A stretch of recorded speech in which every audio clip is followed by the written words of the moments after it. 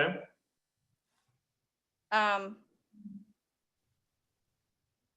Is Wes here? We see Charlie. I am. Yes, I am here. Do you want to start, Wes? Sure. Just for clarification, was it 2 minutes or 3? 2 minutes apiece. The board Look- rule says 3. The board rule said 3. Yes. Well, it should say discretion of the chair. Is 3 okay, Madam Chair? So we have only 4 people? Yes. 3 is okay. Go ahead. Thank you. All right. I'm happy to begin. So this is Wes Johnson, faculty and department chair of communication. First, I want to thank the Board of Trustees for giving me time to speak this evening.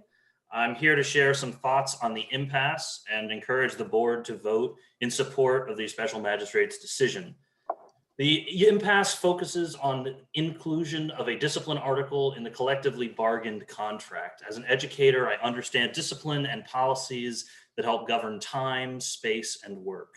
The inclusion of a discipline policy is a simple but vital request. The special magistrate stated that the union proposal is in the best interest of the public. A discipline article ensures a measure of expedience. Without guidelines, status quo ideas become de facto procedures. This is wholly unacceptable.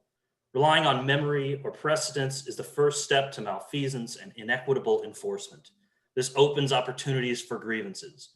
An institution that is unwilling to take discipline seriously enough to include it in a contract balks at the importance of clarity and procedure.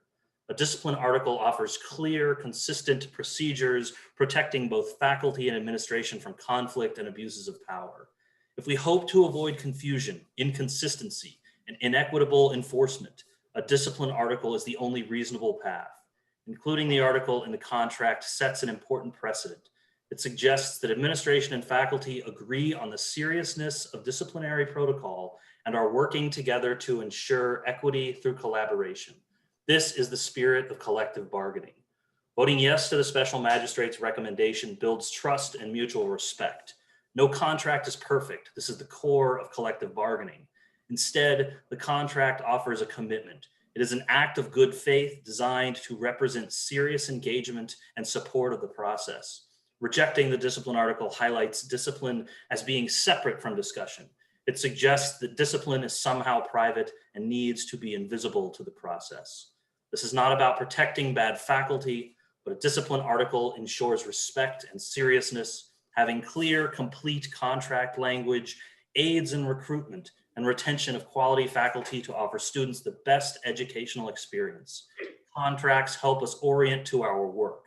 They shape our interactions and provide clarity and consistency. If faculty are unclear on their work environment or expectations, teaching will take a backseat to professional survival. Voting to support the discipline article takes Pasco Hernando State College seriously as an institute of higher education. Thank you. All right, thank you, Charlie. The second individual, state your name and which item you want to speak to. Shall I speak, Caitlin? Sure. And then Julie's next, maybe. Okay, hi.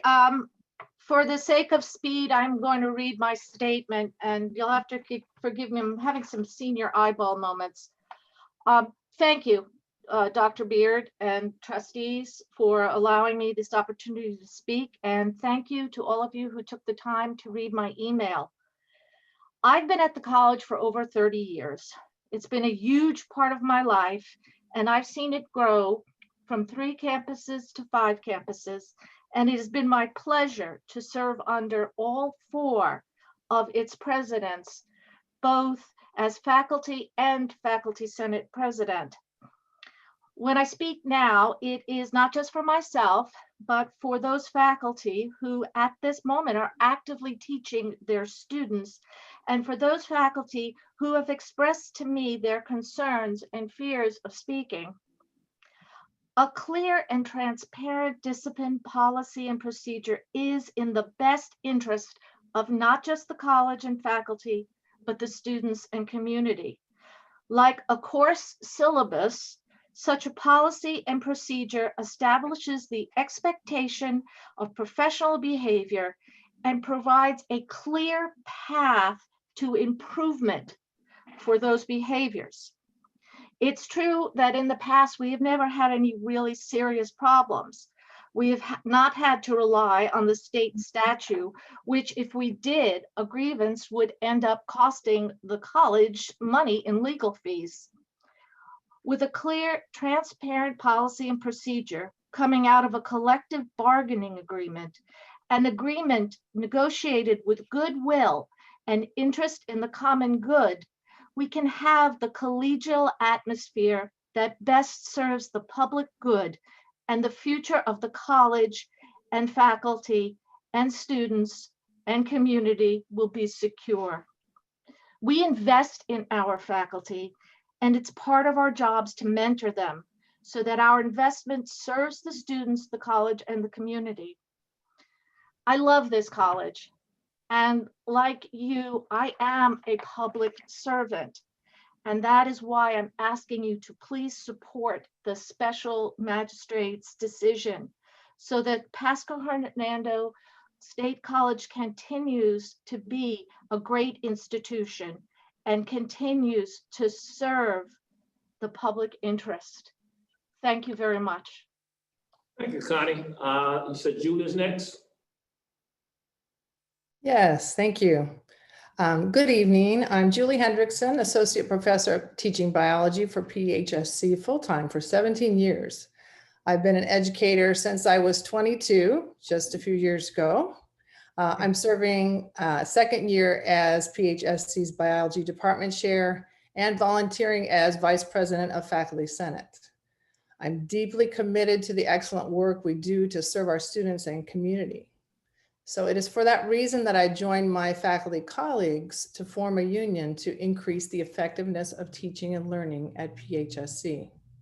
These are not incompatible positions.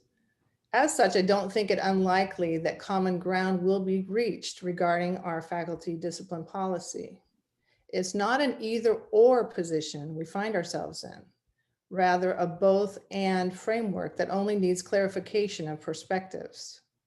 In the first collective bargaining meetings, we heard from our president, Dr. Beard, that while there's excellent work we are collectively doing at PHSC, there's always room for improvement.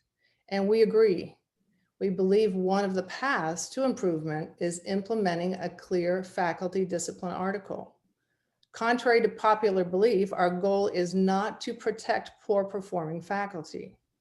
We want our college to have an effective mode of improving our collective abilities and provide the best education for our students. Members of the PHSC Faculty Union know it takes effort to discover the perspective of others. By gaining understanding as a community, we can increase the good we already do in Pasco and Hernando counties. That is why we have participated today in this meeting and sent emails and postcards to you, our Board of Trustees. You are to consider tonight the impasse surrounding the union proposal, the adoption of a policy of just cause, standard for disciplinary disputes, and the resolution of them through labor arbitration.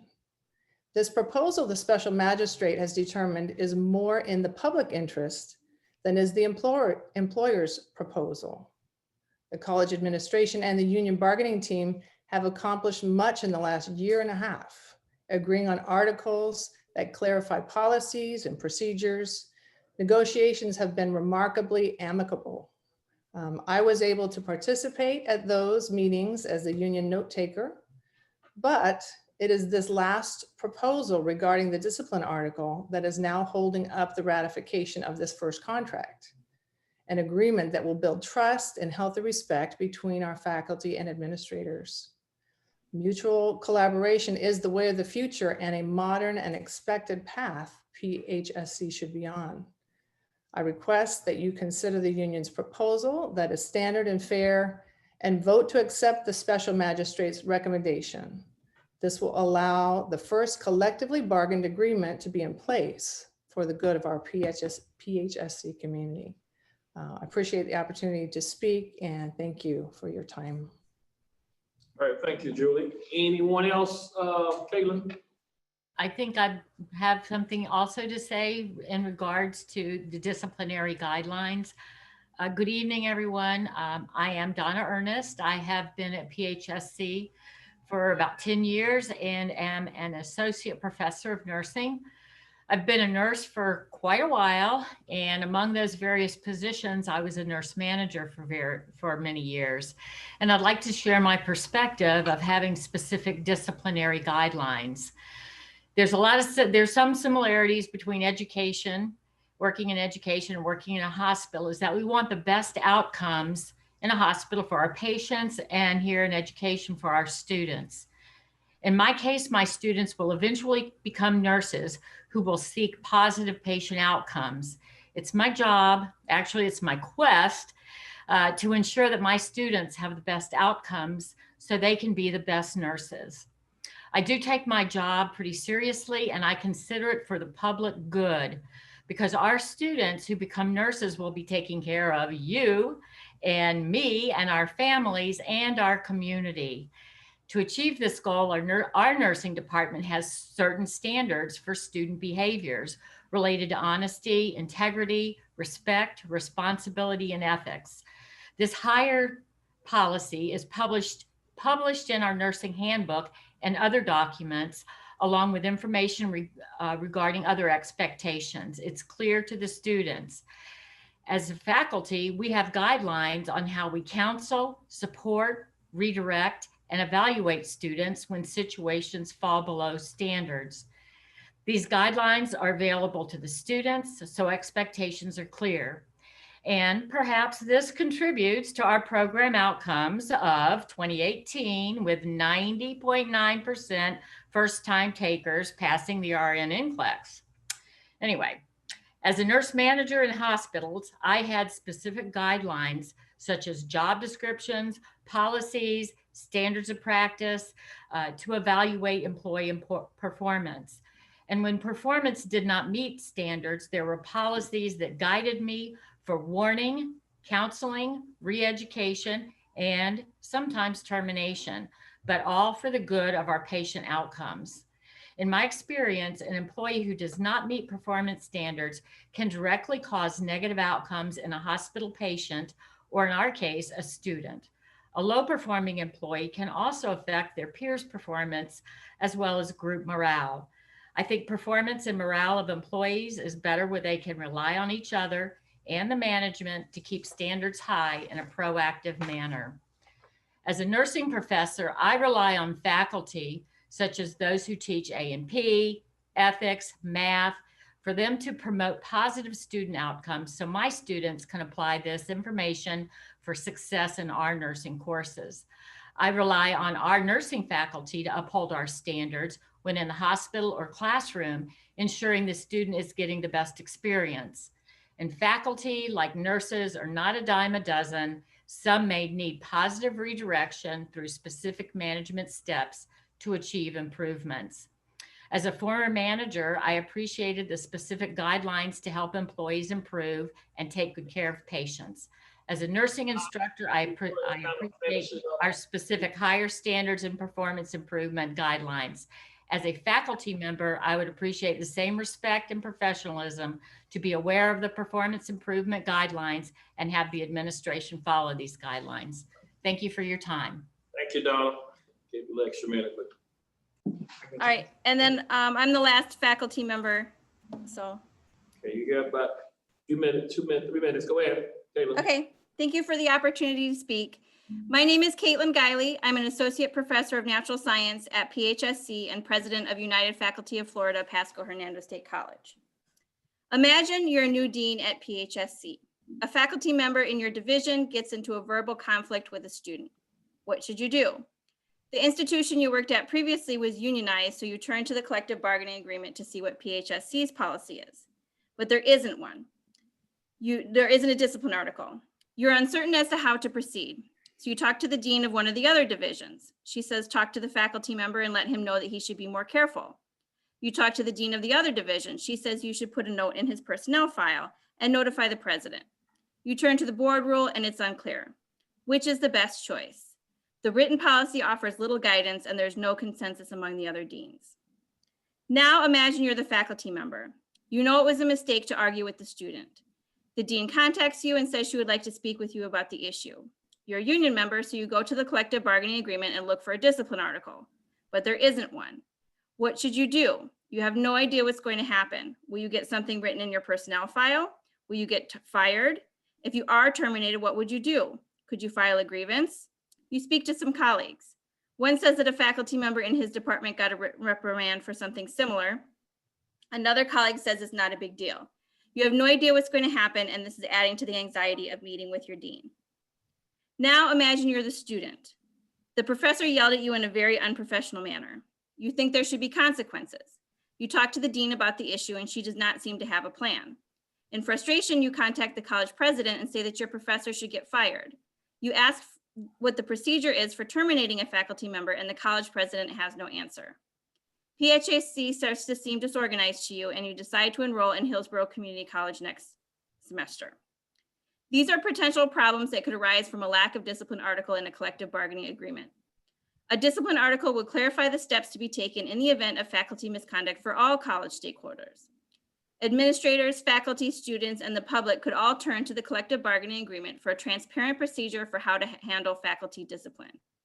Although these situations do not arise frequently, when they do, it benefits all those involved to have a clear and consistent expectation of how to proceed. The alternative of having no discipline article in our contract would mean the discipline procedures remain mysterious and inconsistent. There are many reasons the faculty at PHSC unionize, but one of them is a lack of trust in the administration. A clear discipline article in our collective bargaining agreement would work to build trust and improve relations between faculty and administration. There is really no compelling argument to keep such an important issue out of the collective bargaining agreement, and I would appreciate if you voted to support the special magistrate's decision to include a discipline article in the contract. Thank you. All right, thanks to all of you who spoke. This is going to end our public citizens comment section of our board meeting. We will, like I said to the board, you will get a chance to hear a presentation by the representative and negotiators of our administration regarding this particular agenda. Thank you. All right. So I would seek approval from a district board of trustee for the next 3 items. We're going to take them together, the minutes of the regular meeting, acceptance of the handout agendas, which I do not believe, do we have any handout agendas this evening? No, thank you. And the acceptance of the consent agenda items minus 4.5. 4.5. So moved, Madam Chair. So moved by John Mitten. Do I have a second? Second. Second by Lee Maggard. Any discussion? Those joining us online, any discussion? Not on my end. Thank you, madam. Hi, Al. Is Colonel Harrington with us also online? Great. I am. I have nothing to add. Okay, thank you. All those in favor? Bye. Opposed? Thank you. Motion carries. Robin, are you there too? I am. All right, great. So, hey, everybody.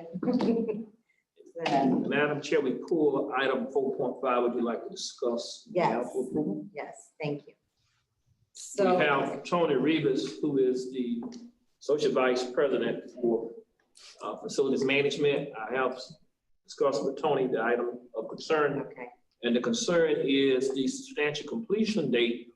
We did change to January 6th of 2021, but the question is, should we have language that includes any type of reassessment at that time as far as waiving the fees, Tony? I don't know if you've had a chance, you should have had a chance to.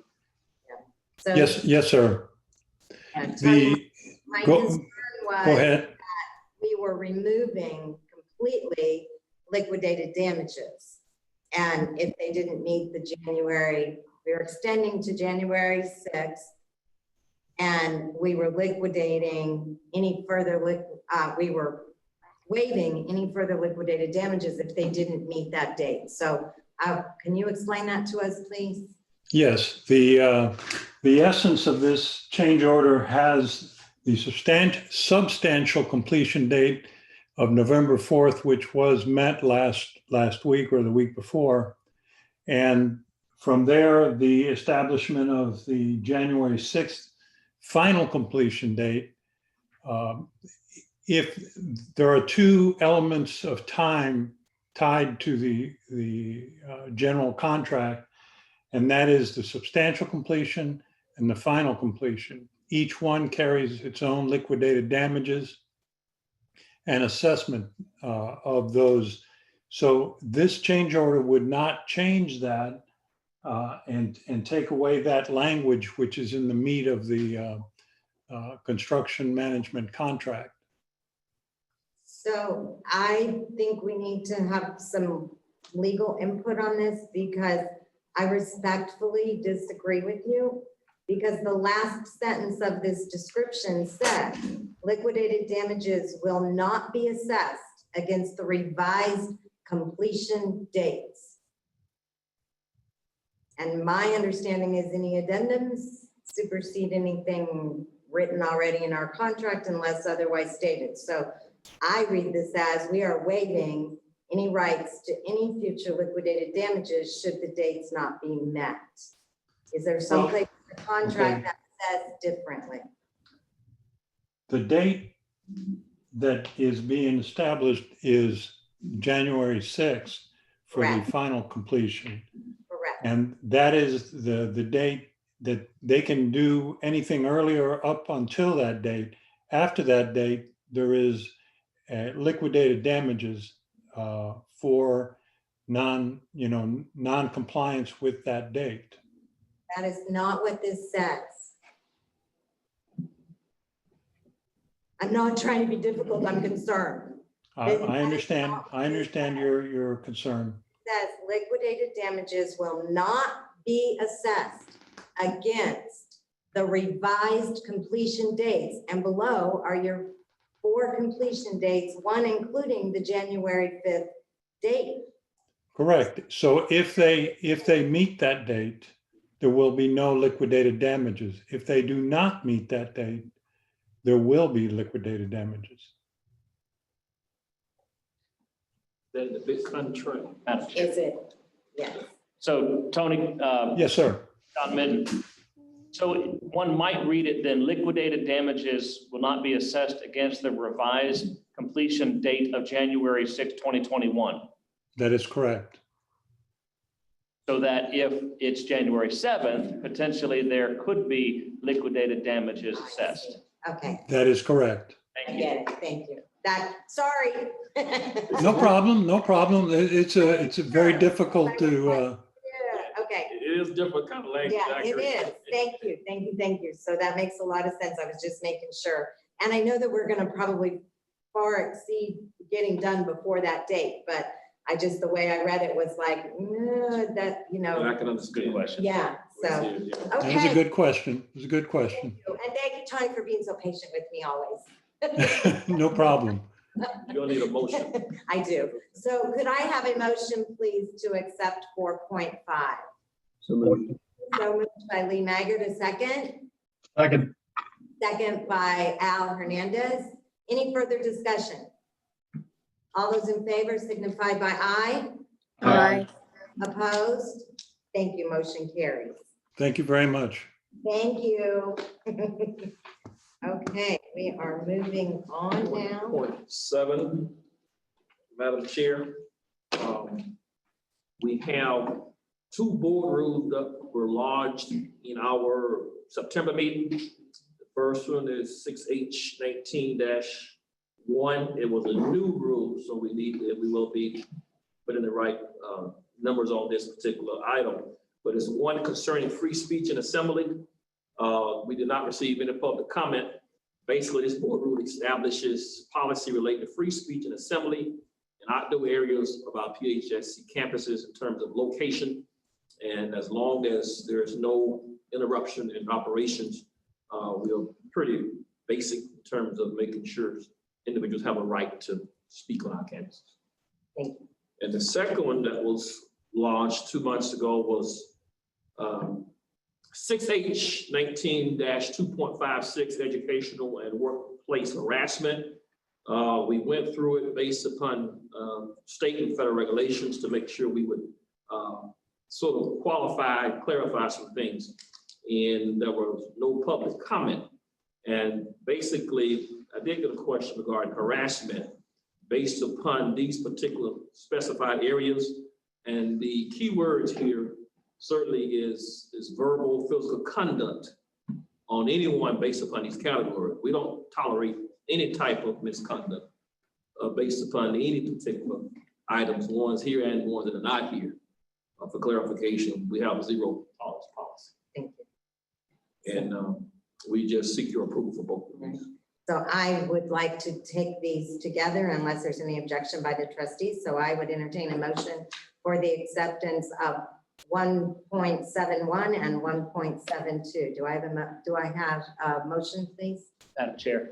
Yes. Just to clarify the president's description, this is about, especially on the educational programs, point 2, it is dealing with. Can I interrupt you? Yeah, I'm please. sorry.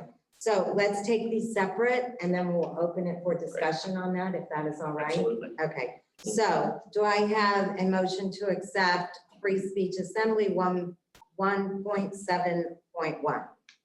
So move. So moved by Al Hernandez. Do I have a second? Second.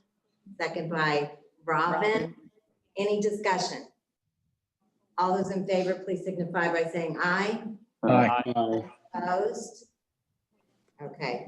Under 1.7.2, do I have a motion to accept educational and workplace harassment?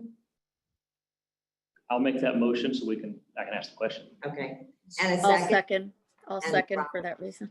and open for discussion? So just to clarify, this policy is only dealing with slurs, innuendos, or other verbal or physical conduct. 2A, underneath the definition of harassment, defines harassment as slurs, innuendos, other verbal and physical conduct based. And then it goes through a litany of different things. I think this may be, in my short time as a board member, this is probably the 3rd or 4th time we have seen this come before the board. We continue to add adjectives and descriptives to this. I'm wondering how long this paragraph may end up at one point in time. But as long as it is dealing specifically with harassment, I did have concerns that it may pertain to other things and make it difficult on the college in certain activities and programs. But as we're only dealing with slurs, innuendos, other verbal or physical conduct, I think that this is okay and is approvable, for at least in my opinion. So I just wanted to make sure that that's what the challenge was. Because if it was otherwise, it might pose problems for us. Yeah. So. And certainly, council and Monty really can speak to this. Dealing with equity, like you said, this has kind of developed over the years, and these are protected classes. Most case coming from statutes from state or federal government. So I have a question for council then. A policy of the board as it pertains to programs and activities would not be misconstrued as a slur, innuendo, verbal or physical abuse, or would not be presumed as harassment if it were policy. Yeah, I'm not sure if you're referring to a specific policy, but if it's a board policy, I don't think you can take any of our existing policies and consider that to be within this definition of harassment. The definition does have beyond the slurs, innuendos, verbal or physical conduct. The next paragraph includes what is commonly recognized as sexual harassment, advances, requests for favors, quid pro quo things that is included in this policy, but right. I'm pretty sure the board's not going to have a policy touching upon any of that. Right. So in that first paragraph, A, the second part of that applies to conduct that interferes with an individual's educational opportunities, participation in a college program or activity, or receipt of services. A policy would not be a conduct. Right, you have to satisfy each of those. You have to have the first part and the second part. So you have to have the slur, innuendo, verbal, physical conduct, and then it also has to create the intimidating, hostile, offensive work environment, educational environment. You can't have one without the other. Okay. If I'm following the question. Well, the reason I'm asking is because we've added genetic information to this, and I know that sports programs in high school and college and even amateur professional sports are experiencing quite a challenge with genetic information being introduced into teams. And so I wanted to make sure that we don't have an issue by approving this policy, because I don't think that's where we want to go. But this is dealing with harassment and not board policy and not college policy as it pertains to athletic program activities and things. Right, I would agree your interpretation, that would not be covered. This is any harassment on basics. Okay, thank you. That was my concern. Thank you. Great conversation, great discussion. Thank you. Yep. Is there any other discussion? Hearing none, all those in favor signify by saying aye. Aye. Aye. Opposed?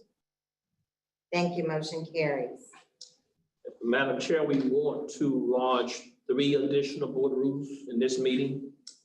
And of course, it'll be roughly a 2-month period for the next board meeting, so there will be open for public comment over this period. But the first one is 6H19-3.23. This is a current policy in which college we have, and what we have been, we pretty much made it more specific and clarify students who will receive certain honors based upon their GPAs.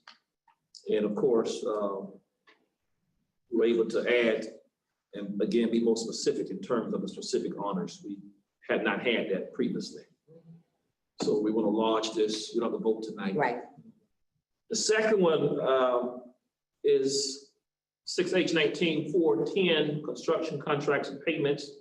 And we made a change because the law changed regarding retainage fees. And it went from being able to retain 10% down to 5% of the progress payment. And that's based upon recent law. So we're lodging this one for the next 60 days as well. And the last but not least, at the last board meeting, one of your fellow trustees was concerned about safety on campus regarding ponds and fishing and feeding wildlife. What we did, we went and added this particular clause, 2 sentences, to ensure a greater degree of safety in policy. So we're going to lodge this for 60 days. All right, thank you. Thank you very much. And the next. Trustee functions, we have a news clip. We have a board member who was appointed to the Southwest Florida Management District Governing Board. I think he had his first meeting today. That is second meeting, Mr. John Mitten. And I want to say congratulations to this great appointment. Great. And next we have 1.92. We have a brief safety and security report at least 3 times a year. And we're going to ask Tony and David McCain if you all would lead us in this discussion. This is Tony. David will lead the summary. This is David. Can you hear me okay? Yes. All right. Well, good evening. Again, the safety and security update for up until November 2020 right now. Some of the notable initiatives, we continue to provide the physical armed security officers on the campuses. We're continue to do our fire and life safety inspections on all campuses to make sure that we're in compliance with all local, state, and federal codes. And compiled the crime statistics data for our annual Clery reporting. This is our annual security report. And this is usually due the 1st of October of each year, but due to the coronavirus impact, they have postponed and delayed the requirement for the data until December 31st. So I have our numbers, which I wanted to just give you what our data, and again, this is for the calendar year of 2019, and total crimes on the campuses, we've had 25, and that included 18 non-reportable crimes and 7 reportable crimes. And reportable crimes are more in the line of aggravated assaults, murder, robbery, burglary of buildings or sexual offenses. So we had 7 reportables throughout the college. And again, I'll have the information will be posted onto the annual security report as soon as the Department of Education opens up the site where we're able to post our information. So unfortunately, I can't look at other colleges right now because the information is not up on the site, but our numbers are right on par with what they have been in the last few years. So I'm pretty confident that we're still very low on our crime statistics as far as state colleges go. So I think we're doing very well. The next item I have is just our COVID-19, the contact tracing. Myself, along with Mr. Tony Rivas, is the pandemic coordinator for the college. So we receive all the information and incident reports involving any positive cases or significant exposures on our campuses, and work with the local health departments for contact tracing of any involved students, staff, or faculty. So again, we're just keeping up with that. And at that point, I just would like to state to everybody, just, you know, to remember, don't become complacent. Remember that this is out there, and especially with the holiday seasons coming and the travel, that, you know, to remember to wear your face mask and the social distancing and the personal hygiene and hand washing. So our numbers are looking good, especially, you know, a lot of our stuff are still the remote classes, but we do have some face-to-face classes, which included the law enforcement and the nursing, but so far we're doing pretty good. And then there's also just the collaboration with the other entities within the counties, the Emergency Operations Center. We attend weekly meetings with them regarding COVID cases and or any other events such as Tropical Storm Eta that came through. So we collaborated with them. And again, the health department for the contact tracing and any other informations, sheriff's departments as needed, and the Department of Education as needed, again, forwarding information. And if anybody has any questions, be glad to answer them. Anyone have any questions for Mr. McCain? I do. Mr. McCain, this is Al Hernandez. Thank you so much. This is great. Got a question regarding the safe of the campuses. You talked about the 7 reportable cases. I mean, is there a particular campus that it's more, you know, I guess geared for that type of environment? And if so, are we doing something different about it? I mean, it would be great if we can go from 7 down to, you know, as much as minimum as possible, and try to see if we can market our colleges as the safest college in Florida. How can we possibly do that? Is there a position to do that? Can we do that? Well, right now, again, our West campuses are most impacted campus, and we have 3 reportable crimes there. The other ones are Spring Hill campus and Porter campus, and ours, the reportable crimes that we have deal a lot with stalking, and in 2 of these cases, they were public intoxication that were on the campuses. So I think we do a great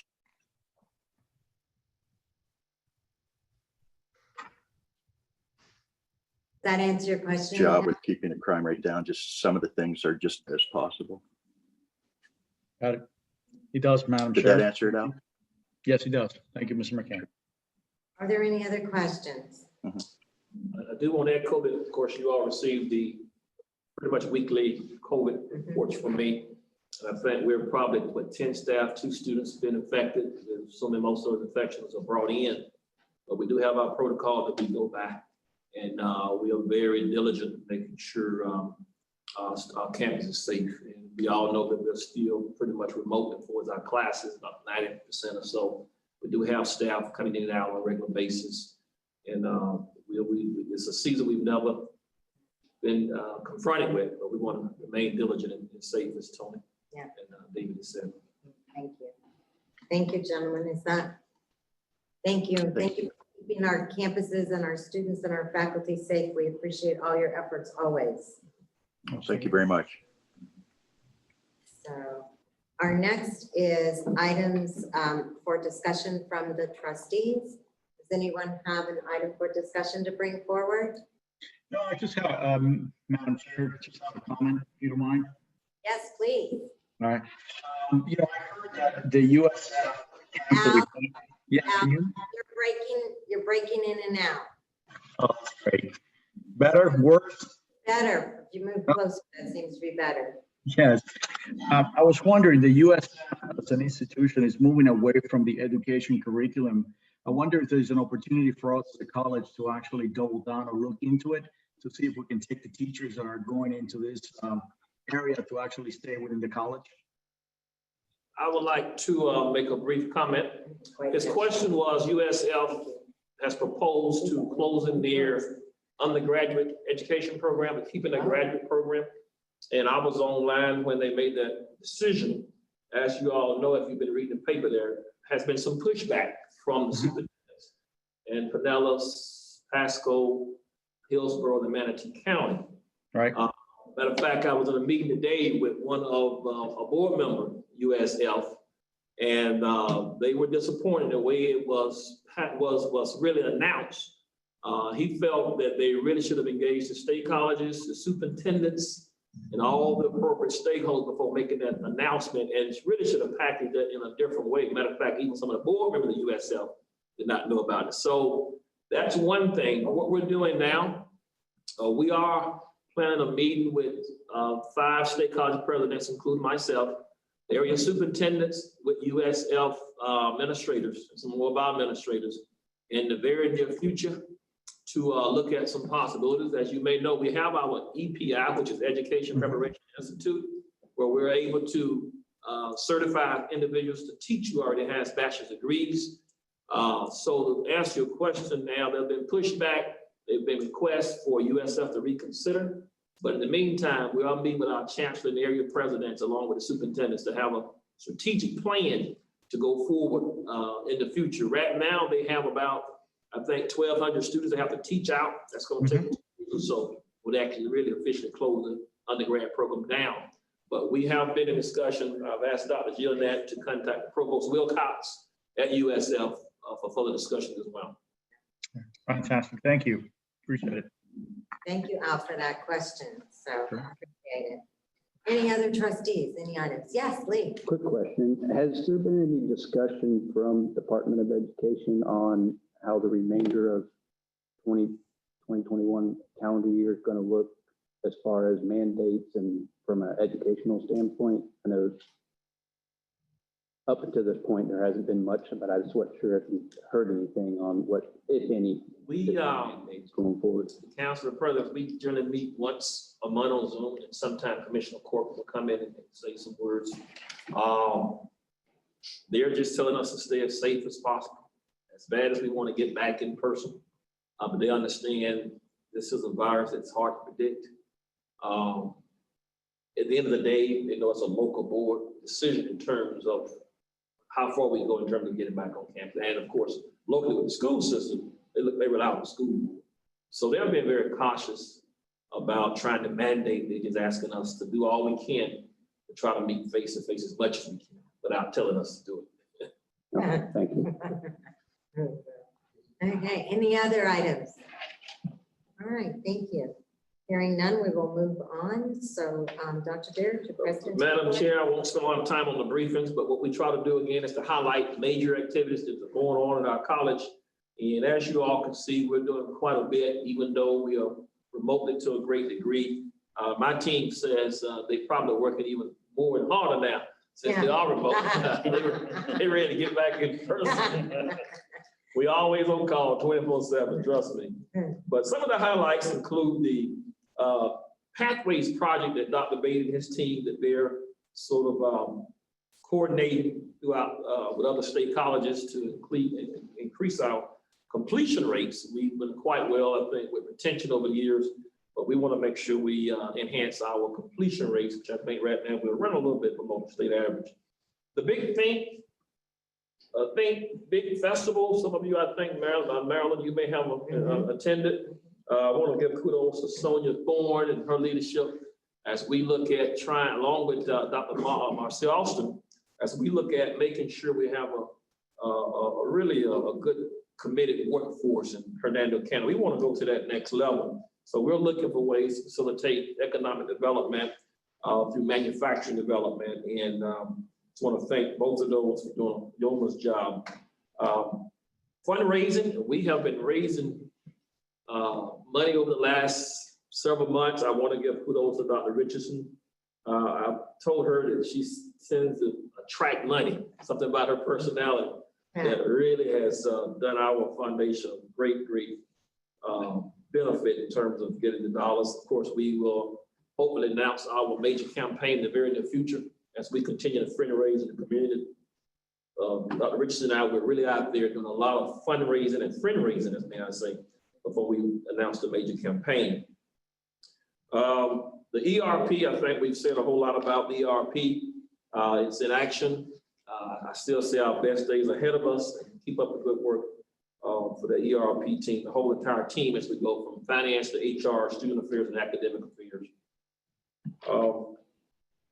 One additional thing I do want to make mention of, particularly in the November report, the Google IT program.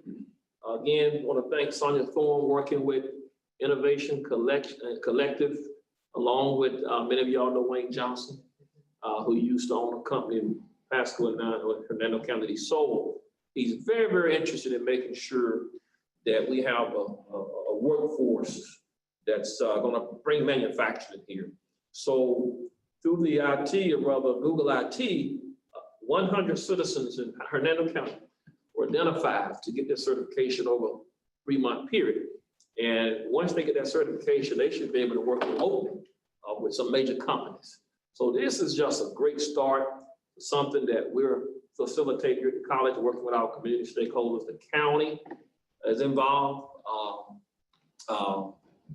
Hernando Progress involved, and we're leading this charge. And I think our best days ahead of us. Again, a lot of focus on Hernando, as I say throughout the community. I think Pasco has made great progress over the years with the payment for Pasco and now a new APAC Center. But we want to really have a major focus now in Hernando as we move up that 589 corridor. We want to make sure that we're ready in Hernando. So I just want to thank my team for joining in with me and our stakeholders to make some things happen. I do want to mention the award that we won the other night from the North Tampa Bay Chamber. I want to give kudos to Dr. Davina Jones and Kevin O'Farrell and the entire team for winning the award of excellence in inclusivity and social justice. And I want to tell you, this is a major award, and we will highlight them in our next board meeting. But it's a major to do for the college to be acknowledged as a winner of this. We were nominated, but we ended up winning the award last Thursday night. I'm going to stop right here, Ms. Chair. I can go on, though we have a long program. But this is just some brief information I want to share. The next article, here we go again. We made the paper. This was our annual Life Summit, and we've had many participants with this particular program, many stakeholders, the sheriff office. We've had many mental health professionals. I do want to give kudos to Trustee Hernandez working with Dr. Emory Ells. They have really worked with University of South Florida, put this program on the map, and they've done a yeoman's job to include the whole Tampa Bay region. So at our conference, we had some major stakeholders, including judges, again, the sheriff office, mental health professionals, to have that courageous conversation. And that is about race and gender and equity. I believe that our higher education system institution should be a safe haven for us to have these conversations. We learn how to listen to each other. And if we're going to get along and go forward, we'll have to do that. So the college has sort of, again, led the charge with Trustee Hernandez in making this happen. So we were highlighted in the paper. Kudos to the entire team. Madam Chair. Thank you. I'd like to thank all those involved in this. That's a great article. It's a great event.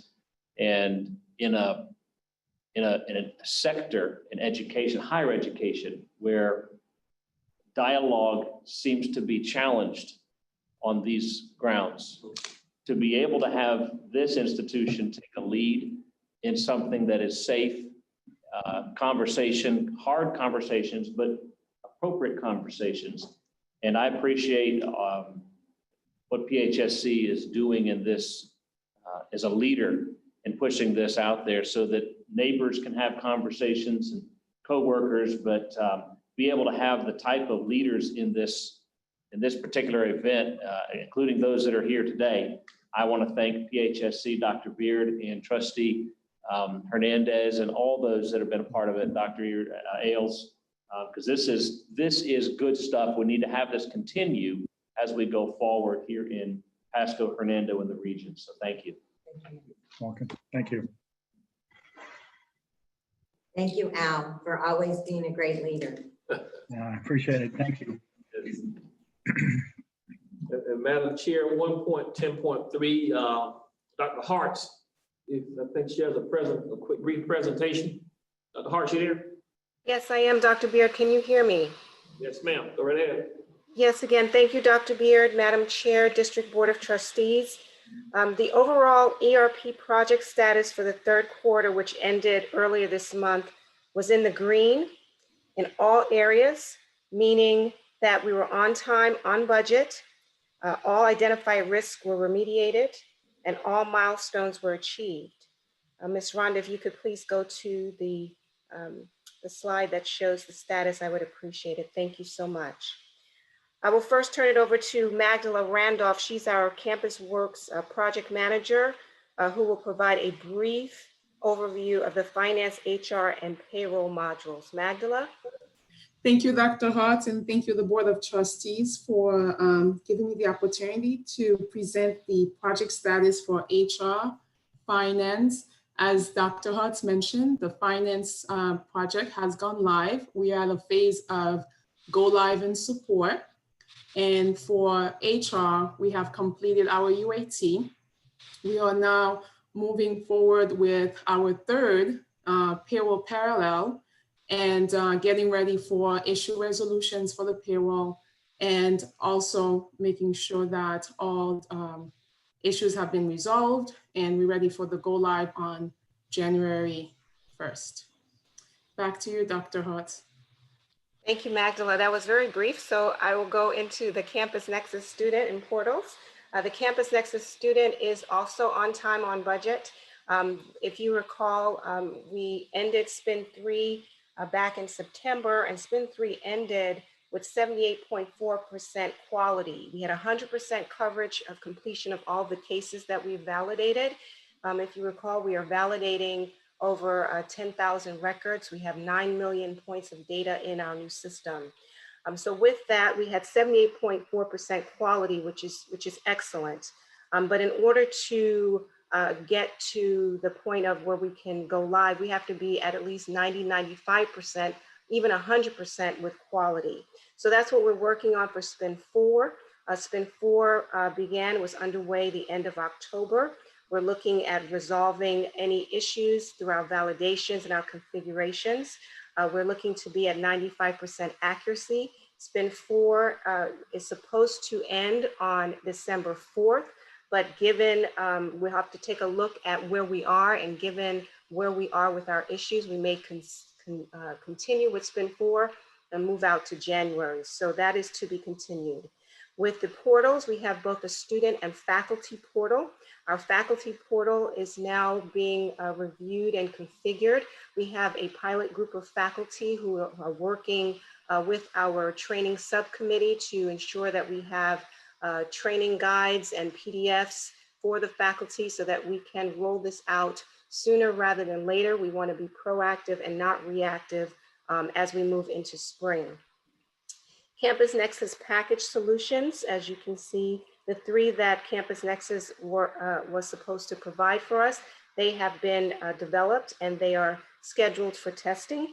Moving into integration interfaces, we are right where we need to be with our integrations and our interfaces for the system. Anthology delivered 5 to us.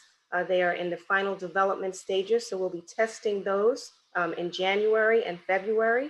And also the 14 collaborative integrations, we're still working toward those, and they too are on schedule and on time for January, latest February. Occupational Insight, we have completed, thank you to Dr. Austin and the workforce team, phase 1. The labor market reports that went live in September. We are now working on phase 2, working again with the workforce group, career services, as well as institutional effectiveness to get that out and implemented by January 2021.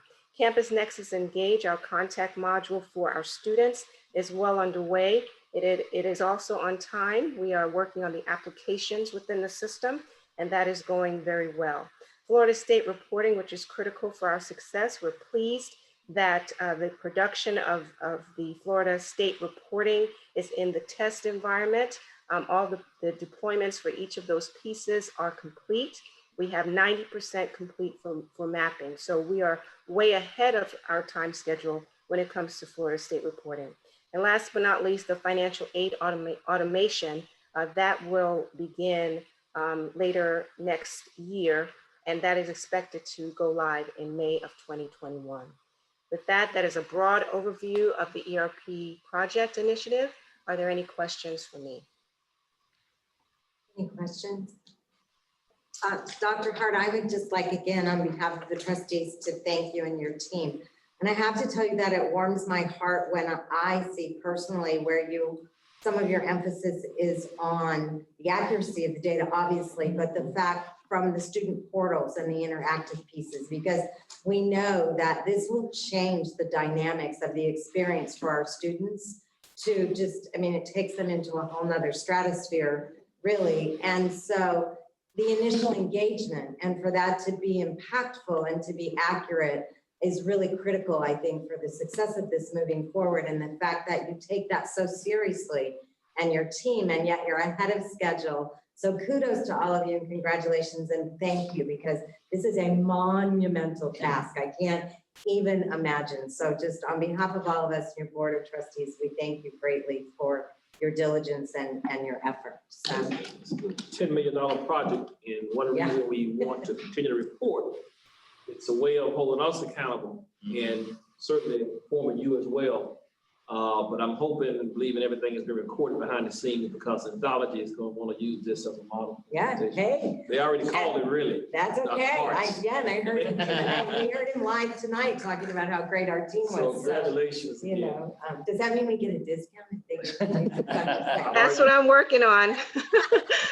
Get to promote us, I think. That's for sure. That's for sure. Dr. Beard, if I may take 20 seconds, I just want to thank the board and the leadership team for your support. We could not do this without your support and confidence in us. And of course, Dr. Beard and the leadership team as well. Thank you very much. Dr. Beard, Sunshine Consulting on legislative update. Sean, you on the line? Sean Foster. Oh, Dr. Beard, I'm here. Sam Wagner. Brief update. Yes, sir. So just want to let the board know, and for those listening, obviously, as you're probably well aware, the new members of the House and the Senate took their oaths of office today. We do have a speech from now Speaker Sprowls. We're going to have to dig through it and see what he's getting at, but he did say that we spend a lot of money. We should look at the value of what we're getting for the money we spend. So there's an indication of anywhere we're going. We currently still don't have any of our subcommittee chairs, so we don't know who the higher ed chair is going to be at this time in either the House or the Senate. We suspect that those will be released to the public probably within the next 3 to 5 days or a week or so. In terms of a full report on where we stand and what we can request and how holistically our budget's going to place out for higher ed this year, we're going to get our November and December Department of Revenue reports back. And once we get these reports, we're going to have a better idea of where the legislature's at, and they're going to have a better idea of where they're at and how we need to move forward. And I know we're working on a couple items. We met with Dr. Beard, and we're working on a couple of our items, and chief among them is STEM. We got to protect that. That came out in the state education budget that they want to remove that $2.3 million. So that's number one on our list to protect. And then obviously any asks that we can achieve with Senator Simpson being, right here from Pasco. So those are the next steps that we're looking at. So we'll be in front of you again in January if you have a January meeting, and that'll give us we'll give you guys a better holistic picture of where we're at, where we're going, and hopefully that'll help alleviate any concerns or questions you might have at that time. So the speaker and Speaker Sprouls and President Simpson took oath of office today, am I right? That is correct. Yes, sir. All right, thanks, Sam. Yes, sir. Any questions, Sam? Thank you. Thank you all. Communications, Dr. Beard? 1.12.1, this is just a letter of appreciation. I served on a peer accreditation committee on the College of Texas, and they just thanking me for serving. Thank you, sir. Senior Management Service Class designation? Yes, ma'am. Each college and university, we get so many slots for senior management positions. I think Darrell is on the line. I think we haven't met our number yet. Have we, Darrell, these two positions we're requesting to go into senior management, assistant VPs. More than anything, it helps them at the end of their retirement in terms of percentages that they can use for years. But Darrell, you want to give a brief overview? These two positions we're requesting going to senior management. Yes, Dr. Beard. Thank you, Madam Chair and District Board of Trustees. This letter just outlined the two positions that are now eligible for the senior management service class with the assistant vice president positions, both in academic affairs and human resources. The college has met the intent of legal notice, as outlined by the state statute 121.055.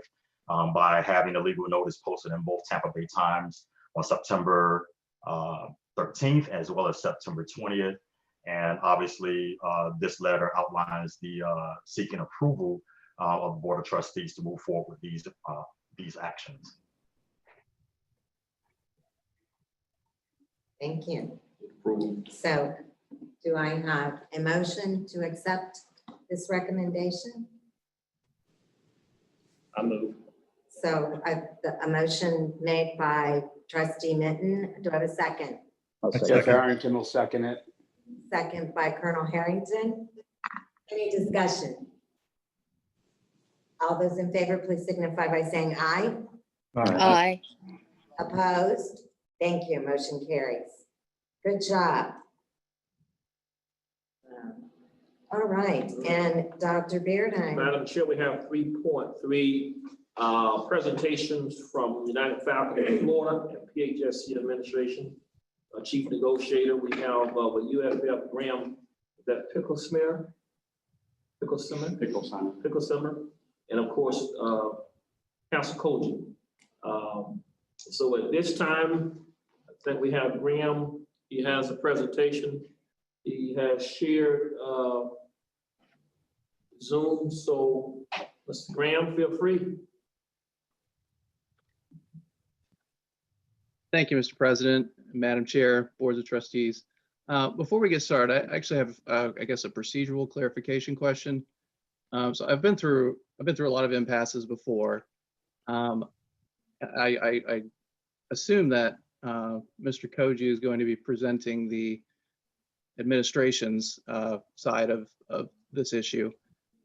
In the event that a member of the Board of Trustees has a legal question, is there a different attorney on hand that they'll be posing those questions to, or will they be posing those questions to Mr. Koji? Mr. Koji? Yeah, there's no other college attorney. To the extent that there's legal questions, I'm certainly happy to try and address them, but Graham, if you want to provide an alternative interpretation, you're free to do so as well. To the extent there are legal questions, I don't know that there can be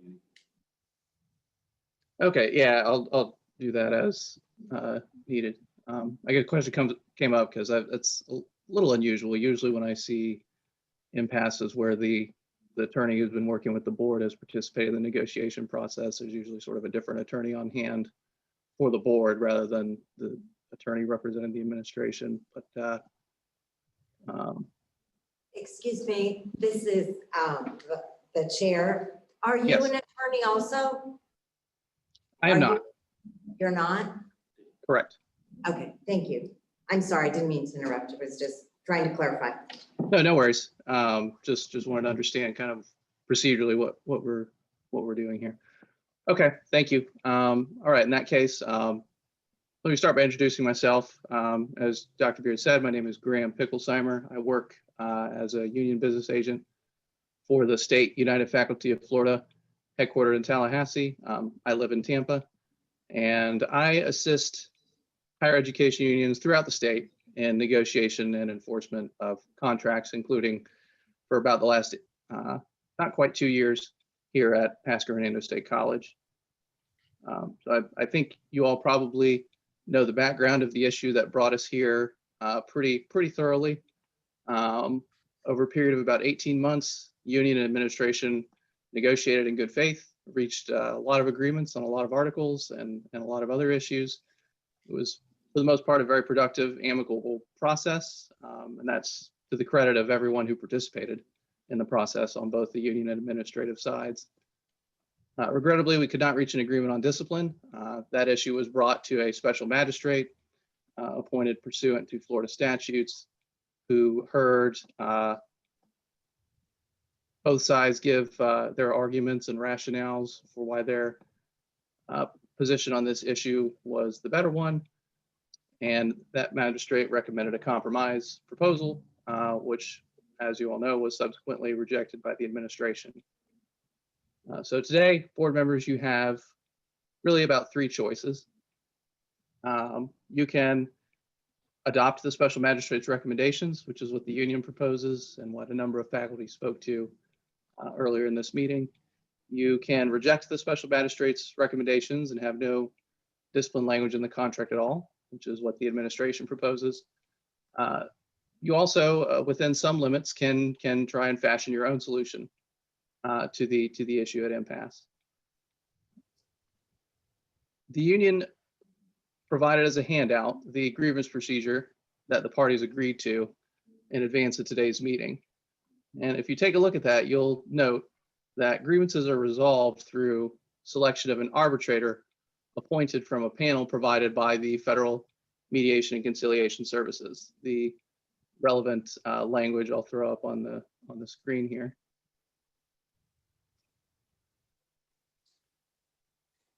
So this arbitrator's job under the collective bargaining agreement is to render a binding decision on the issue in dispute. Not just discipline, whatever that issue might be. Anything in the contract, unless it specifically says otherwise, can be brought forward through the grievance process to arbitration. So you'll hear arguments today. I anticipate you received arguments earlier this week, last week actually, that discipline should not go to arbitration for a number of reasons. In the union's view, most of this doesn't really matter to what's actually going to happen when the rubber hits the road after this is resolved. Because the prevailing view among arbitrators is that if you have a union contract, you have the right to challenge discipline. So if there is discipline that occurs against an employee that the union finds to be unjust, a grievance is going to get filed, and that's not going to depend on the outcome of the conversation we're having today. So the union would submit that the real question before you, the trustees, is to resolve what parameters, if any, should be provided to the arbitrator for their use in evaluating a situation of employee discipline. The union obviously believes it's a good idea to have parameters, and the administration disagrees. The union believes that the fears the administration has expressed about things that might happen if arbitrators review discipline cases are unfounded. But even if they were well-founded, the union believes there would be arguments not against having discipline language in the contract, but in favor of having discipline language in the contract. And I'll give you a few examples. First, the administration has argued that having discipline language in the contract will lead the union to pursue frivolous grievances out of fear that disgruntled members will file charges against us or something to this effect.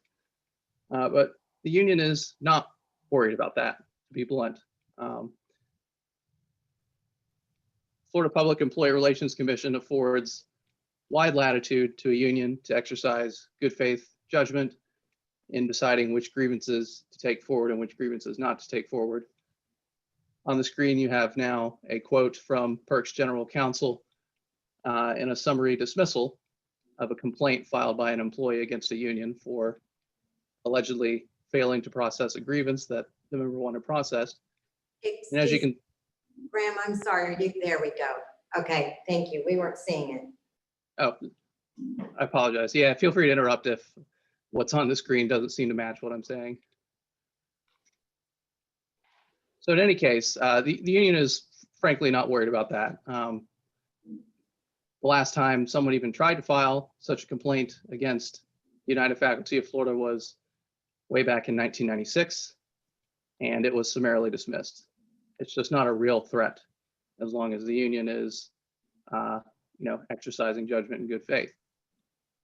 But even if this weren't enough, there are any number of proposals that the administration could have made to obtain extra security without throwing out the baby with the bathwater, as it were, and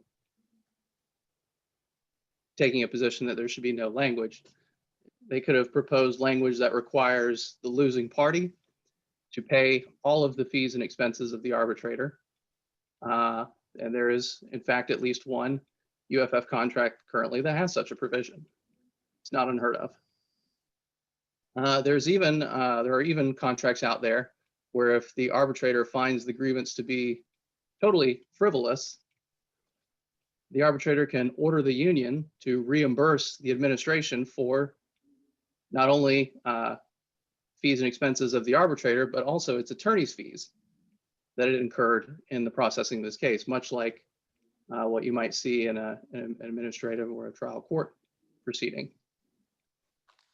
Not suggesting that this union necessarily would have accepted one of these, just trying to point out the fact that this particular concern that administration raised, there are many other ways to address it than to simply not have any language whatsoever.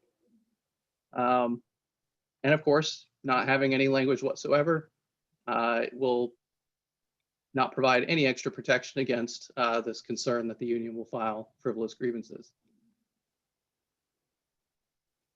Second, the administration referred to in the footnotes to its rejections of the special magistrate's recommendations, a police union contract where a high burden of proof is required for discipline cases. Administration could have proposed language instead of none at all, saying that the lowest burden of proof would apply, known as preponderance of the evidence, as a couple of other recent college contracts have done. Seminole State College contract contains such a provision for discipline cases specifically. The Tallahassee Community College contract contains such a provision for all grievances in general. Preponderance of the evidence is the lowest standard of proof used in legal or quasi-legal proceedings. But without any language at all, an arbitrator could decide on their own to impose a high burden. So not having contract language offers no security for that concern raised by administration. Next, the administration argued that neutral arbitrators are not, I'm quoting, familiar with the policies, practices, and history of the college. That's a concern that the special magistrate received, heard, and issued a recommendation about that provides the board with an opportunity to make the arbitrator more familiar with the policies, practices, and history of the college. With no discipline language at all, that will not happen, and the board will not have any input into that process. The administration has argued that arbitrators should not be considered reliable because they are not accountable to the community. In fact, arbitrators are accountable to the parties that select them and the expectation that they will uphold the contract in a fair and reasonable way. If you have no discipline language in your contract, you don't have anything to hold them accountable to. So failing to include discipline language in the contract does not result in more accountable arbitrations and arbitrators. The administration further argued that arbitrators can be expected to administer, quote, justice by halves. The administration could have proposed even stronger language than what's already been agreed to limit the arbitrator from reducing discipline if they find an employee guilty of misconduct. First quote on the screen here is language from the grievance procedure, which was again included as a handout, imposing an arbitrary and capricious standard for overriding judgments such as what level of discipline is appropriate. And there is even stronger language in at least one other United Faculty of Florida contract that specifically says an arbitrator absolutely cannot reduce the level of discipline if the employee is found guilty of misconduct. And of course, if you don't have any language at all, the arbitrator is going to feel free to do essentially whatever they like. So in my professional opinion, as someone who negotiates and enforces contracts full time, again, a lot of the outcome here doesn't really matter to an employee who is inflicted with discipline and needs to challenge it. My colleagues, our in-house counsel at the Florida Education Association, and a number of retained counsel that I've spoken with all agree on this point. Any arbitrator who would refuse to hear a discipline case just because there's not a discipline article in the contract, they are in the minority, and we know who they are. And when a panel is provided, we strike them from the panel. When the union bargaining team met with the faculty to discuss whether or not to go to impasse, one view expressed was, well, why spend time and energy going through this process if it doesn't really matter in the end anyway? But another view, which obviously prevailed quite strongly, was that it's much better to have these policies established in the contract so that everyone knows what to expect. So I'll leave you with that thought. Once again, thank you for your careful consideration of this issue. I look forward to your questions and to offering any information or perspective I can that might be helpful to your deliberations. Thank you. Yes, thank you very much. Thank you, Graham. Next, Brian Colgan will do a presentation. Q&A will be at the end. Both. Thank you, Dr. Beard. I would start out by also reiterating what Graham said at the outset, was that despite the fact that we're here on impasse on one item, parties did work well together the last 2 years to settle every other article that came before us. Those other agreed upon articles are not before you tonight. Tonight's just the impasse article. And I thought I would start by kind of laying out some of that process. So under Florida law, we have tentatively agreed on everything else other than this discipline article. And we've now gone through the impasse procedure as to the discipline article. You will vote tonight on what you want to do, either accept the union's position, administration's position, or go in another route. I'll talk about that in a second. Once you make that decision, that's the final decision as to that issue. We package that together with the tentatively agreed articles. We come up with a full union contract, and then it goes to both the employees and faculty for ratification. And assuming they ratify, it comes back to the board, you get the whole package at that point in time. If either side rejects the full package, then we go back to the table and we negotiate every other article, but the discipline article goes into effect. So that becomes the status quo while we continue to work on everything else. So that's the process. Tonight you will have to vote. You'll have to vote on how to resolve the impasse. The Florida statute gives this guidance as to what your job is here today. In resolving the impasse, it says, this is section 447.403 of the Florida statute, specifically subsection 4D.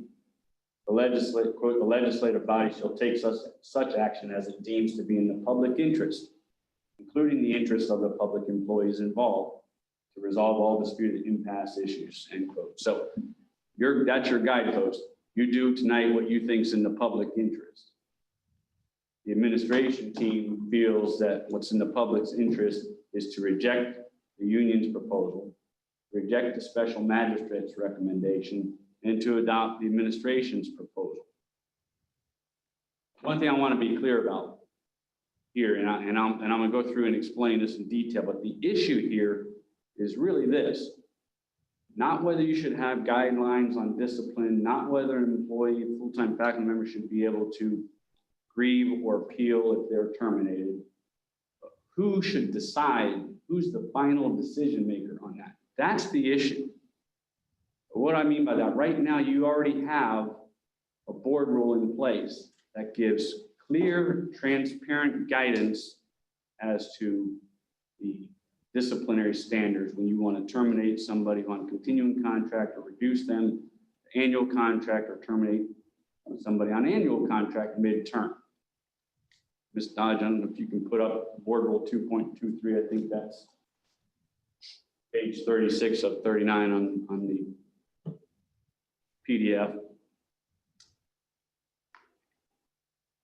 So it's toward the end, almost toward the end. But the key thing here is that this board rule is already in place. It's been in place for over a decade.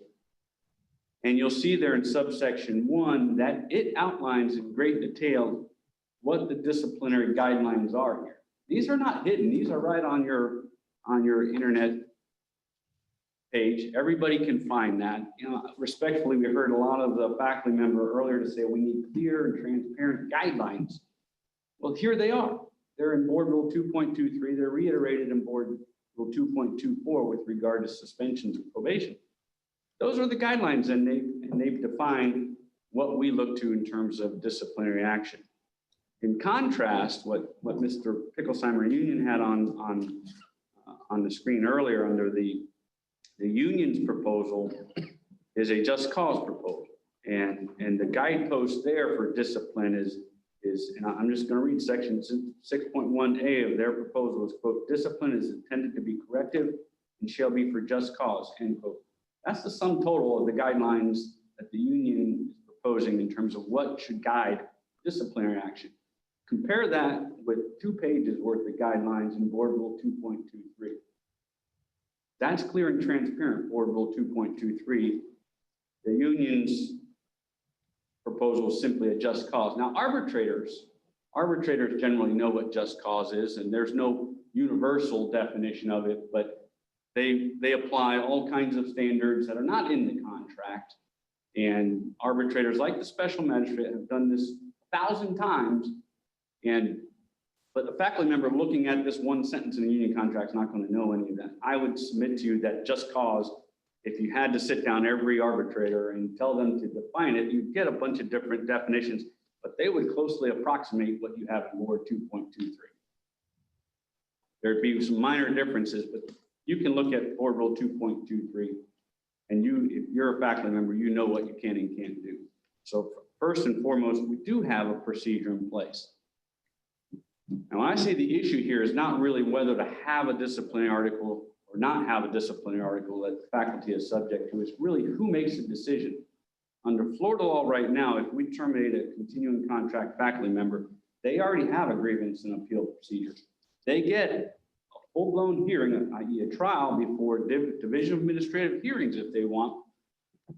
A judge will hold a hearing, make factual findings, hear witnesses, look at the documents, and conclusions of law. But under the procedure right now, once the administrative law judge does that, it comes back to this body, Board of Trustees, where you are able to make the final decision.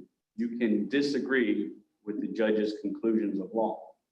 Importantly, you can't disagree wholesale with the factual findings unless you first find that they weren't supported by it. So right now, a judge still makes factual findings. Assuming they're supported, you make the conclusions of law. That's the procedure in place now. That's what we're asking you to keep in place. What the union is saying is we want just cause in the contract. Recognize that the effect of doing that is it removes you as the final decision maker.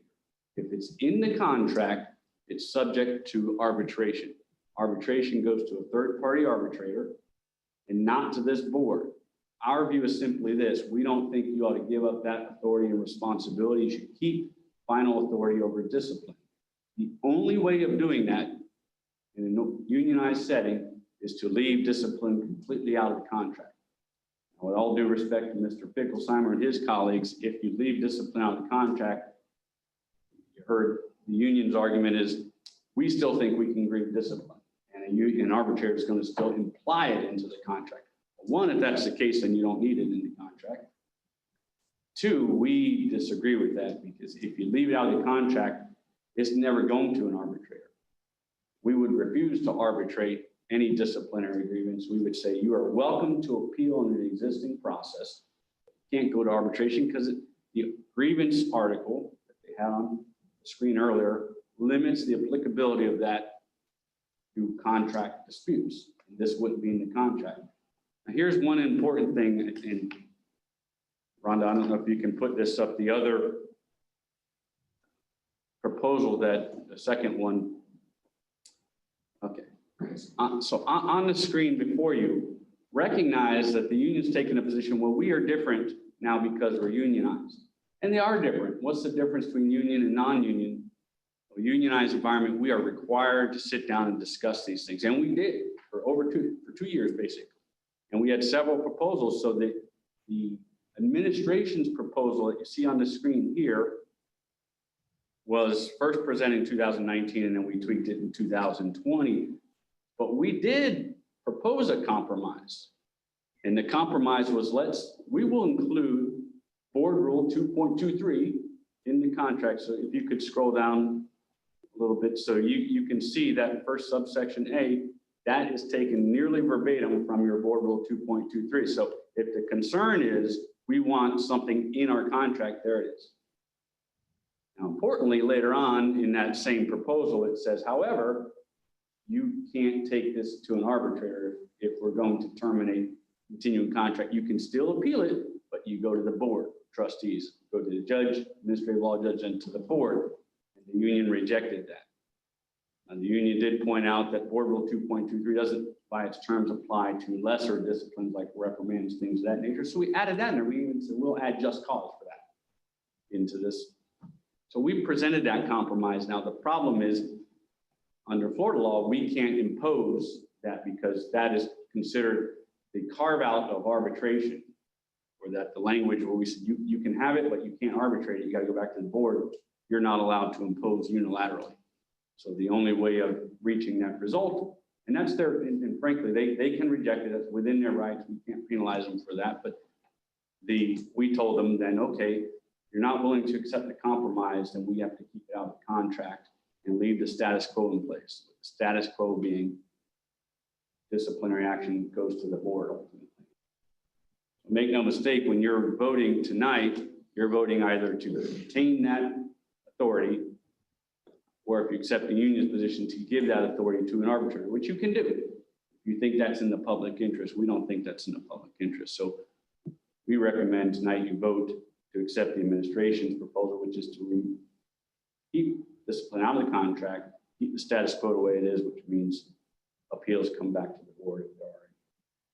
And I'm happy to answer questions. I'm sure Mr. Picklesheimer is as well. Are there any questions from any of the Board of Trustees?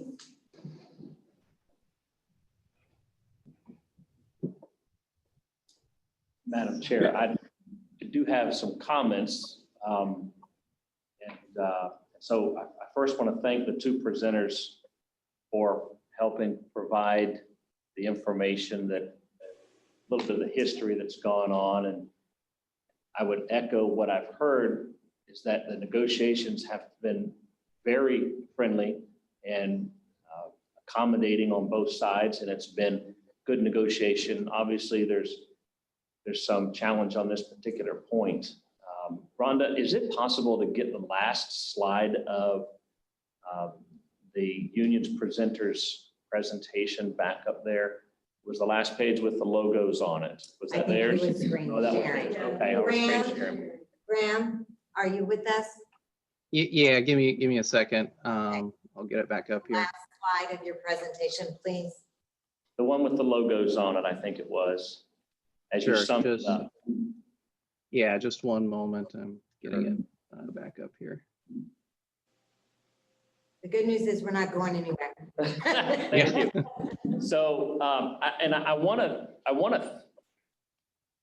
to thank the union representatives and especially those that spoke tonight. Kaylee and Connie and Julie, and I think Charlie and Donna, and all those that have been a part of the faculty union to try and move their philosophy forward.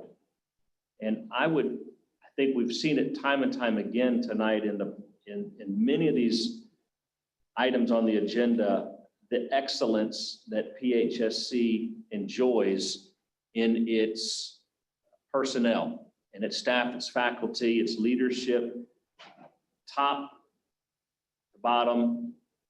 It is a quality organization with a lot of professionals that are passionate about what they do. And I appreciate all of the emails and postcards and the sentiment from all of these top-notch people. And I'm honored to be a board member at PHSC because of you. So thank you for that. And top talent in business, I mean, that's the name of the game. You get the right people around the table, good things happen. You keep the right people around the table, better things happen. And there is a wonderful tension in business, and this is the only perspective I can bring to the table, is the business perspective. There's a wonderful tension between hunting down top talent and attracting top talent. You don't want to be in the former, although you're always looking for good people. You sure want to be in the latter.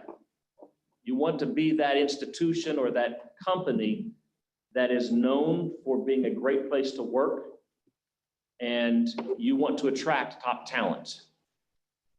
My dad always told me, he said, son, you will like where you work, or you will get paid enough to put up with the junk you got to put up with. Rarely do you ever get both in life. And the aspect or the prospect of the greener grass is ever present with the employer. That's my existence, and I'm always there. So that's the perspective that I bring to this. And I think that based on metrics and empiricism, based on the reports that we continue to see, we have a lot to be happy about at the quality of the top talent that we've been able to attract and retain over the years. And I am in full support of our faculty as educators. I'm in full support of their professional expertise in the classroom and in their different sectors of responsibility within the organization. And I feel it's part of my job as to be a servant to each of them. And so as fondly and as seriously as I take that stewardship responsibility to our educators and faculty, I am diametrically opposed to public sector unions. On a fundamental level, I do not believe that anyone in that negotiation represents the taxpayer that is not already being paid by the taxpayer. And if a business wants to work with the union in a business private sector realm, or they are forced to, more power on them. But I don't understand how it is beneficial to the taxpayer to have a public sector union. And by law, I will be very accommodating and comply with everything forced upon me by law in the state of Florida with respect to a public sector union. My fiduciary responsibility to the taxpayer, I think, is summed up in that slide on the screen. And it's highlighted by the V abbreviation. I believe that that is to read United Faculty of Florida versus Pasco Hernando State College.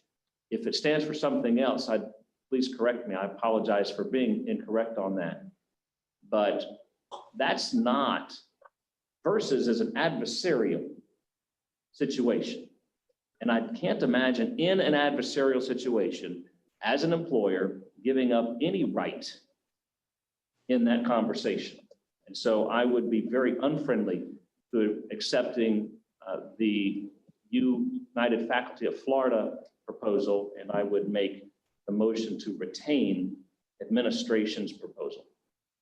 Thank you, Madam Chair. Thank you. Madam Chair, this is Jeff Harrington. If I may make a comment. I have in a moment, I have a motion on the floor. I am entertaining a second. Second. I have a second from Lee Maggard. Yes, Colonel Harrington, please go ahead. We now have a motion on the floor to accept the administrative proposal. Is that Administration's proposal. the administration's proposal? And we have a second. So you can speak to that, Colonel Harrington, please. Thank you, Madam Chair. I read with great interest the 14-page opinion by the special magistrate.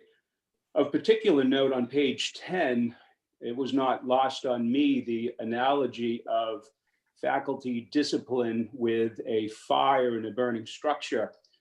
I have been in a burning structure and I've been in burning cars over the years, and I think that analogy is jaw-dropping to me. I don't think that those two are comparable in any way imaginable. But having said that, I too would say that the governor appointed me to this position for the reasons that he had, and I take those responsibilities that are incumbent with the position very seriously. I was confirmed by the Florida Senate, and I have a 30-year history of being faithful to what happens in Pasco County. So I think that I'm fairly well positioned to apply that framework to what's best for the community or what's best in the public interest.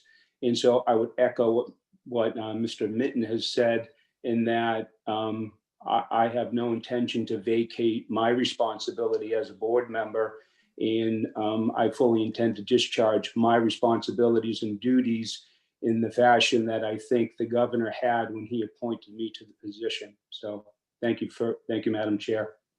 Thank you, Colonel Harrington. I appreciate it. Are there any other discussion by the District Board of Trustees? Al?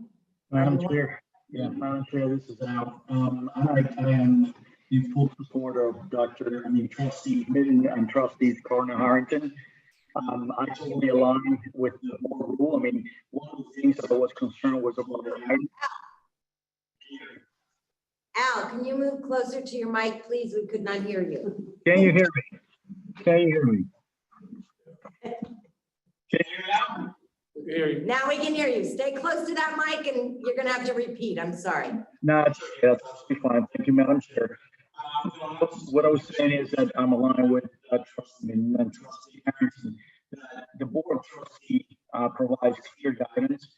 You know, the terminology used, and I was a little taken back, quite honestly, with some of the comments associated with guidance and some of the comments associated with just cause.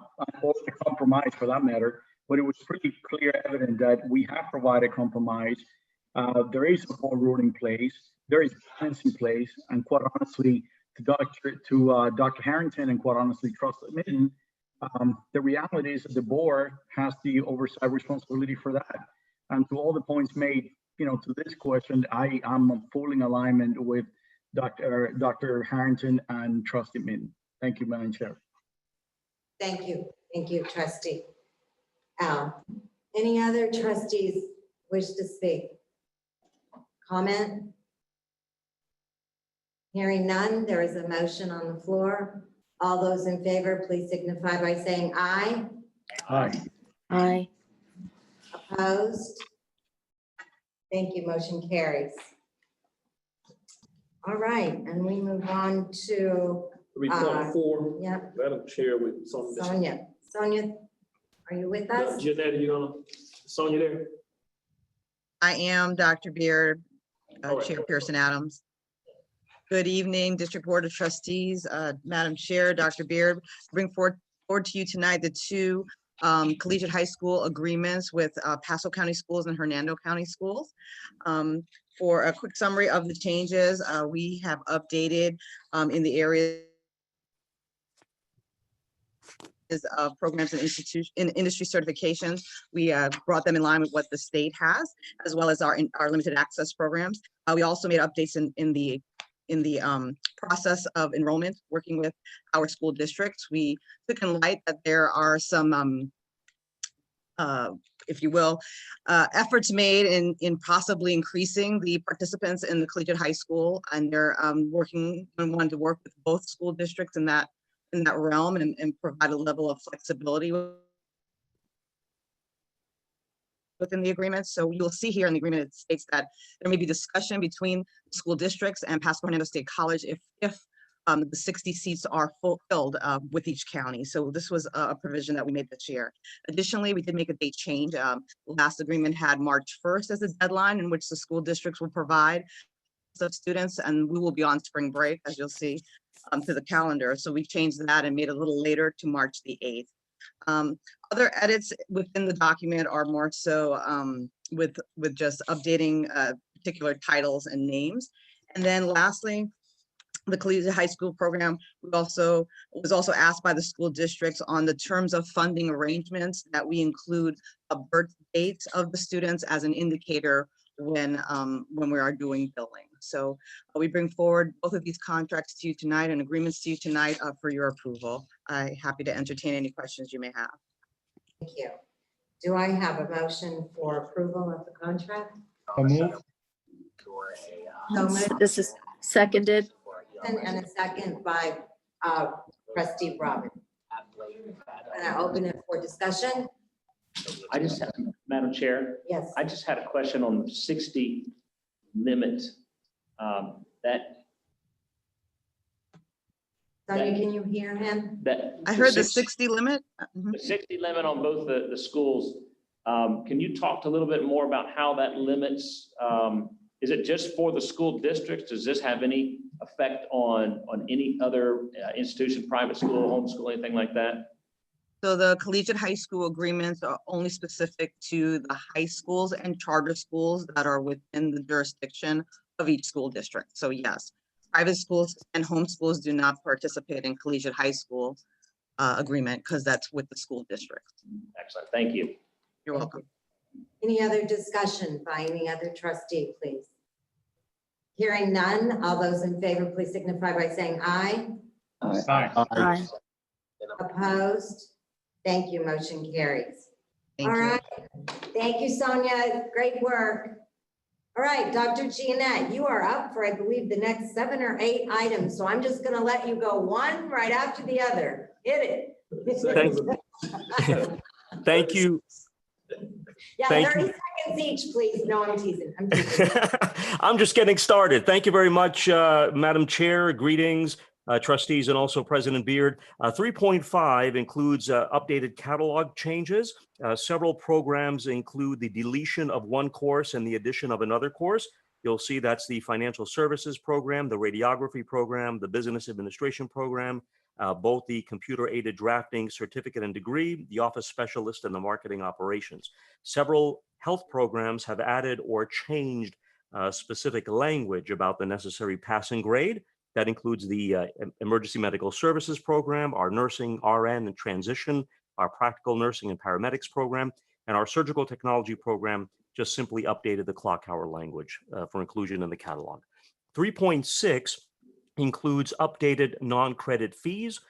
These are new non-credit programs at the college, a TEAS prep, that's the test for essential academic skills that's used by many health program admissions in state colleges, also the administrative assistant suite, and we're delighted to offer an unmanned aircraft systems exam prep course that's approved by the FAA, and that's a $795 fee for that. 3.7, Dr. Beard referenced our new Google IT Support Professional Certificate. That's a collaborative program with Hernando County. We request your approval for the ability to articulate credit. So students who take this Google, it's a 5-course certificate program, they can seamlessly articulate into one of PHSC's IT programs with the courses noted in the memorandum. Now, this is significant because we're adding this important industry credential to our portfolio of rapid credentials, and definitely given the recency, the currency of this program, it definitely will support our community's economic mobility. And I know we have a lot of individuals who are interested and continue to be interested for future programs relevant to Google IT. 3.8 is an articulation agreement between Marchman Technical College and PHSC. You know that Marchman Technical has a welding technology career certificate. Also, we are collaborating with the shared facilities for our advanced welding program. Students who complete the Marchman Welding Technology Certificate can articulate into PHSC's AS degree in industrial management. And that's 24 credits. You'll note both with Google and with this articulation agreement, the whole motif here, the whole element is focused on stackability, right? So you start at the very basic fundamental, and students can come in, earn college credit, and hopefully we can get them into even baccalaureate degrees. 3.9 focuses on the articulation agreement between PHSC and St. Pete College, emphasizing the credit-bearing study of broad activities. You may recall I brought the list of those transient course equivalencies to you at the last board meeting, and you approved that. This simply is the codified rendition of our articulation agreement. Of course, with COVID, we're not planning any travel anytime soon, but we'd like to make sure that we have this in our pocket of opportunities for students to become globally aware in line with our mission and vision. 3.10 is the 5th amendment to the interlocal agreement between PHSC and the Pasco Sheriff Office. We continue to enjoy a beneficial relationship with the Pasco County Sheriff's Office, Pasco Sheriff's Office. It definitely impacts the quality of our cadets and our community with the quality of individuals we launch into the law enforcement world. And 311 is a ratification of acceptance of a donation. As you know, any donation has to be approved by accepted by the District Board of Trustees. This is a 3-piece Craftsman tool chest for use in our aviation program. Its equivalent worth is $500. And finally, 3.12, on an annual basis, we customarily bring to you a request for approval of our standard 4-day work week over the summer. Again, we're doing that this evening, and we plan to, with your approval, begin this May 10th of 2021 and August the 6th, of course, with the accompanying changes to staff schedules as noted in the memorandum. And as always, we find a significant utility cost savings and an opportunity to complete some minor or deferred projects on those Fridays. They've been tremendously beneficial throughout the years. So I will request your approval for items 3.5 to 3.12 respectfully, please. Thank you. Thank you, Dr. Giannett. So before I ask for the full motion, does anyone, because there are a lot of them there, does any trustee on any particular item have a question to ask of Dr. Giannett on any of these? Hearing none, I will ask for a motion to accept 3.5 through 3.12. So, Al Hernandez. And a second? So moved. Second by Trustee Mitten. Any other further discussion? Hearing none, all those in favor, please signify by saying aye. Aye. Aye. Opposed? Thank you. Motion carries. Thank you, Dr. Giannett. Great job. Thank you. Thank you very much. Thank you. Like a record speed.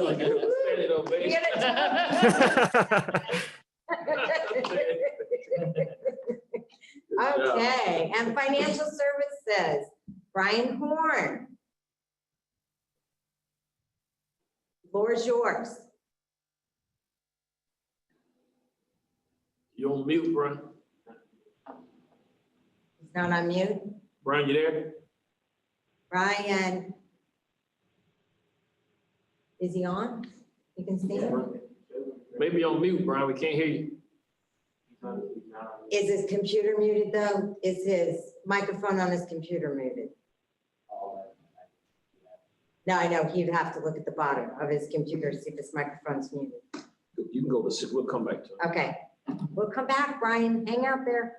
All right. So the next is the Center for Excellence, Mr. Asakile. Good evening.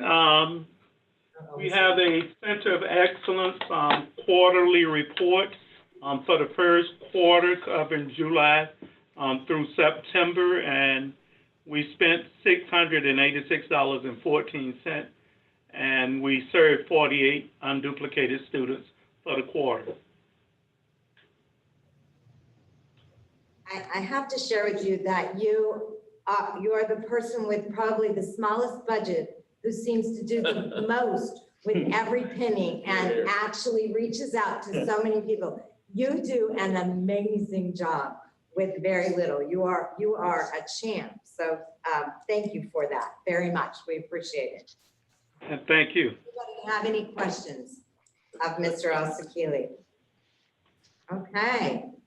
For Dr. Beard and Dr. Bade, the waiver of college application and late registration fees. Yes, good evening, members of the board. This proposal is to give our president, Dr. Beard, the authority during this year to waive the application fee to the college during special registration recruitment times, and also to waive the late registration fee. As you know, enrollments of paramount importance. And to give you an example, our recruiters were down at Ann-Claude High School a couple of weeks ago, which is right on the border of Pinellas and Pasco. And a lot of the students were telling our recruiters that St. Pete College was waiving the application fee. So we want to also have that incentive during peak times, special events, to be able to do that to recruit as many students as we can.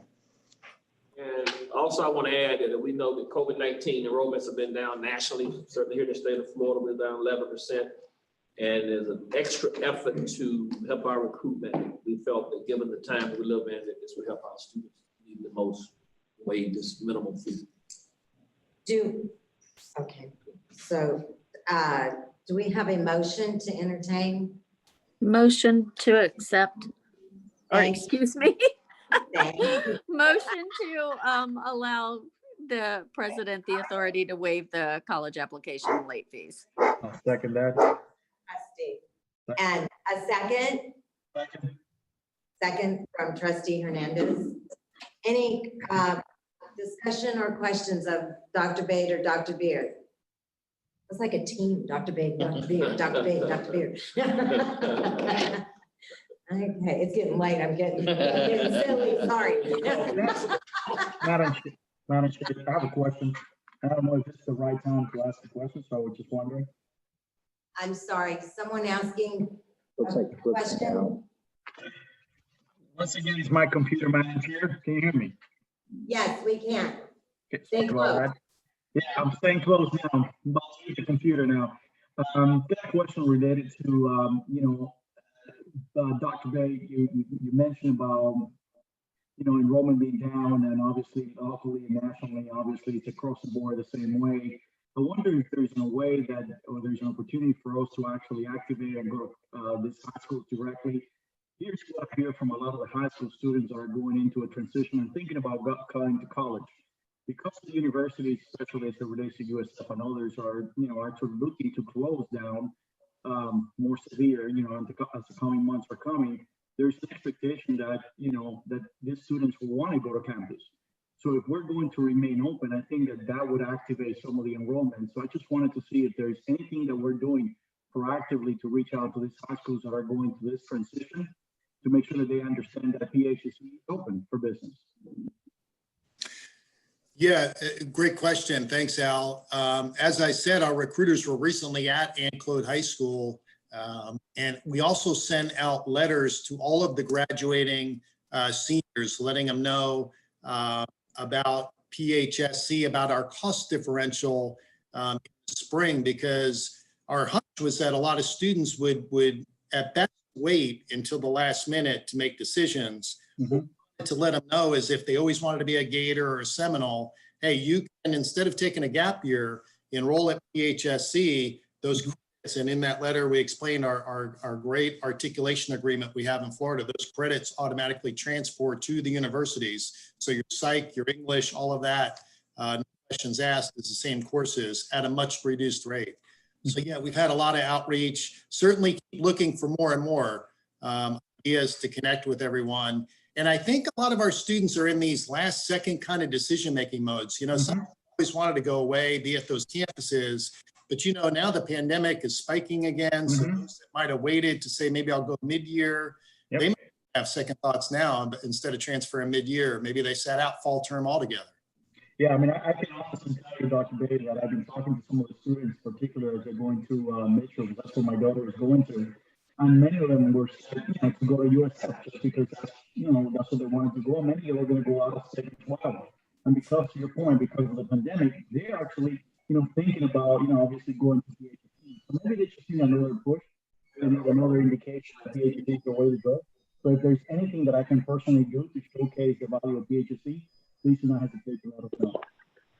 That's awesome. I appreciate that, Alan. Dr. Musanero provided us with some great recruitment materials as well in the fall that we utilized. And also, let me remind everyone too, if anybody ever asks you about, you know, us being online, when we ran the data for our summer term, our students actually very little differential between face-to-face and our online sections. And that's unheard of in a lot of higher education. And I know Dr. Hartz is probably smiling right now, but our students who do online do almost as well as face-to-face. The data is not that close. There's a pretty big gap. So we do extremely well with our online offerings. Yep, that's great. Thank you, Dr. Bailey. Thank you. Right. There. All right. Are there any other questions or discussion? Hearing none, all those in favor, please signify by saying aye. Aye. Aye. Opposed? Thank you, motion carried. I think Brian is ready for 5, 5, and 5, 6. Brian, you on? Brian. Brian, It's out there somewhere. come to the light. I am getting goofy, aren't Is he I? on? He's in the waiting room right now. Can we let him in? All right. Yes. Okay. Hello? All right, Brian, go ahead. Hi. You can hear me? Yes, sir. And All right, sorry about that. You got the budget amendment for Fund 2 restricted funds. If you scroll down a little bit, Rhonda, it represents 3 grants, ongoing grants we receive every year. Center of Excellence, Perkins Grant, and crop programs, as well as a MOU with Hernando WREC for training that's occurring this fall, as well as opportunities to collaborate for training in the future with that agency also. Request approval? yes, do I have approval, a motion for approval, please? The budget amendment? So moved.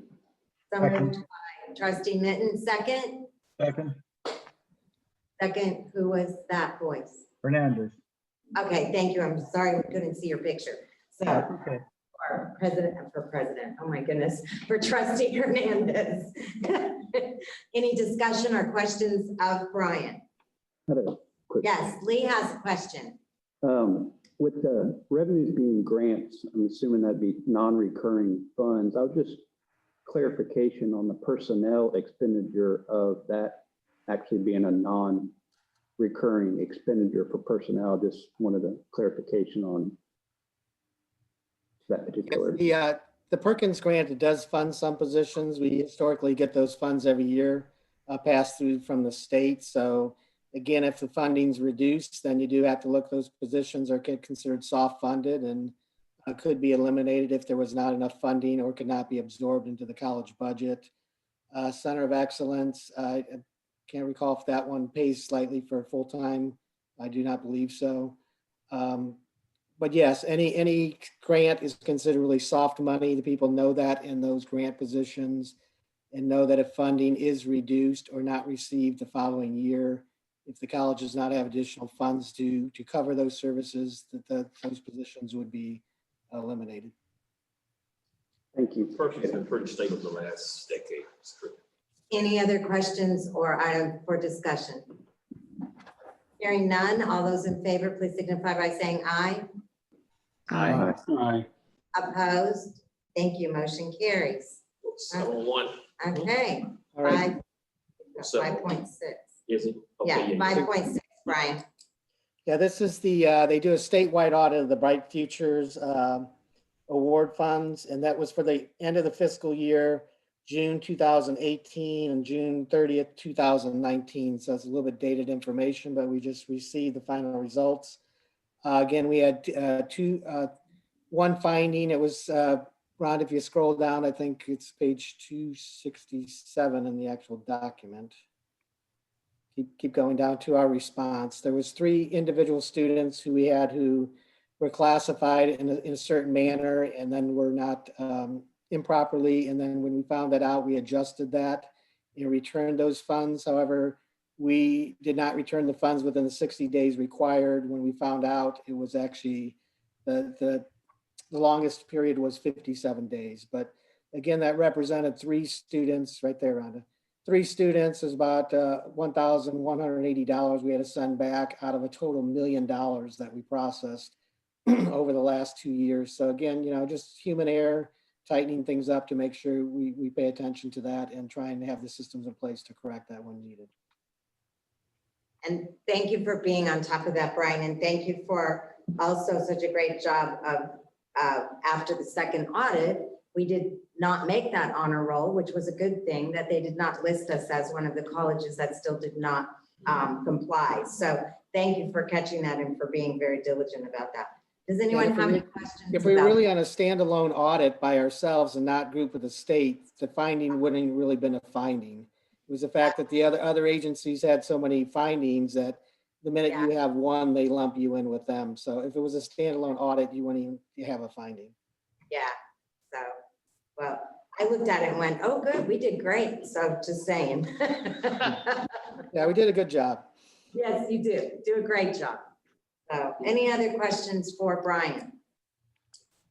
All right, well, that brings us now to let's see, this is Dr. Richardson for the foundation audit report. Yes, thank you, Madam Chair, and good evening, trustees. I would like to present to you this evening for your review and approval the 3 items you see listed here. Item 7.1, the PHSC audit report. You might appreciate taking a look at page 8. You will see at the bottom of page 8 where it outlines our total liabilities and net position. You will see here that we had over $8 million in an investment earnings. You will also notice that in respect to current liabilities, really the only true liabilities that we have are the funds that we commit to giving to the college.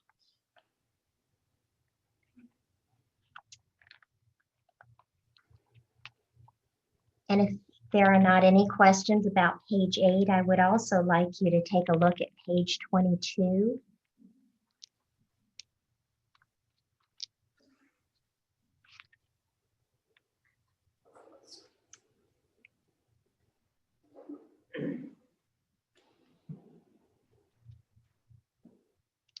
And at the bottom of page 22, item 10, where it says related party transactions.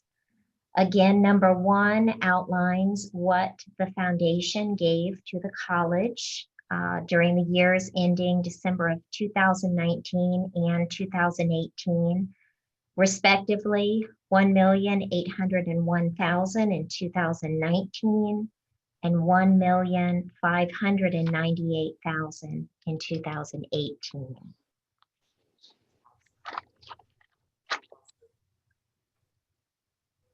That will then take us to 7.2, which is the Form 990.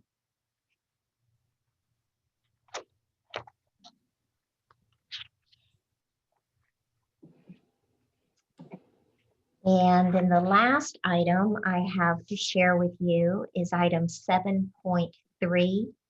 That's the DSO audit review checklist for the year ending December 31st, 2018. And you will see item number 4, where it asks about the tax exempt form 990. Indeed, this was shared many years ago at the inception of the foundation. And then in item number 5, you will see that I have presented for your review those 3 items listed there, items A, B, and C.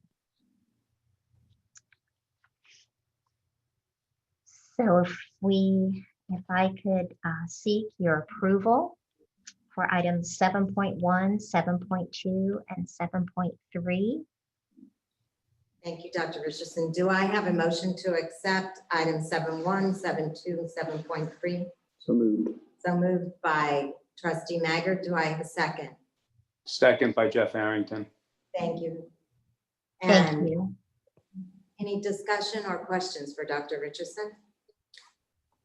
Just, we say it every time, we say it all the time, but it bears repeating how amazingly blessed we are with our foundation and the leadership there and all the donors and how it's run. It's just, it's a great report each and every time. So thank you. Thank you. Thank you. We appreciate that. And we appreciate all of you and your support. That's for sure. Thank you. All right, no other discussion, hearing none. All those in favor, please signify by saying aye. Aye. Opposed? Thank you, motion carries.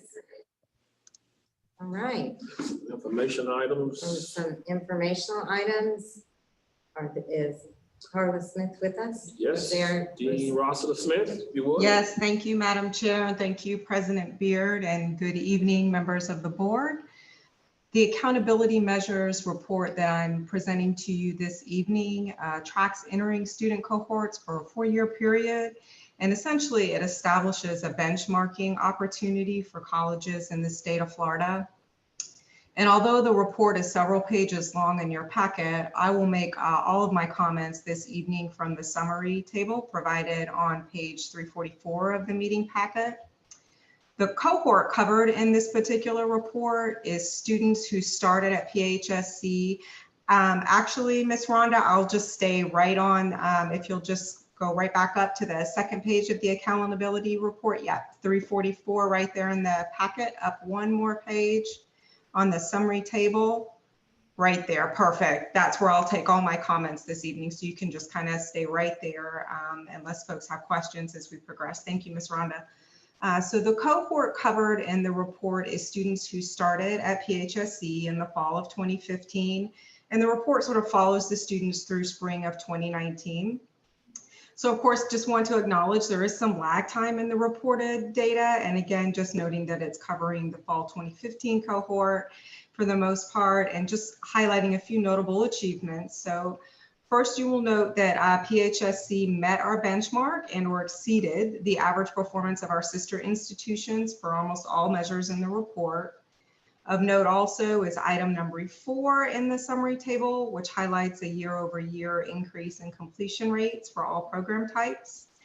In addition, item number 5 highlights a year-over-year increase in the performance of our AA graduates who move on to continue their education in the state university system.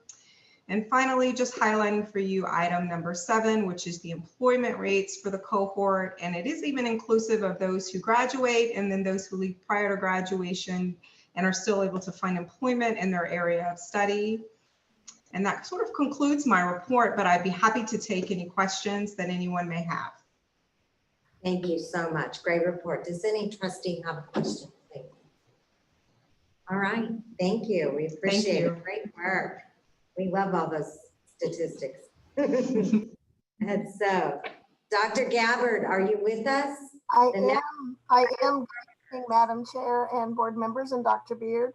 I have a couple information items for you. The first being from our CODA, our Dental Hygiene Program accrediting body, and they are just approving our plan for the dental hygiene program to complete the program. As you recall, we had a slight disruption in their education due to COVID and the need to close the clinic.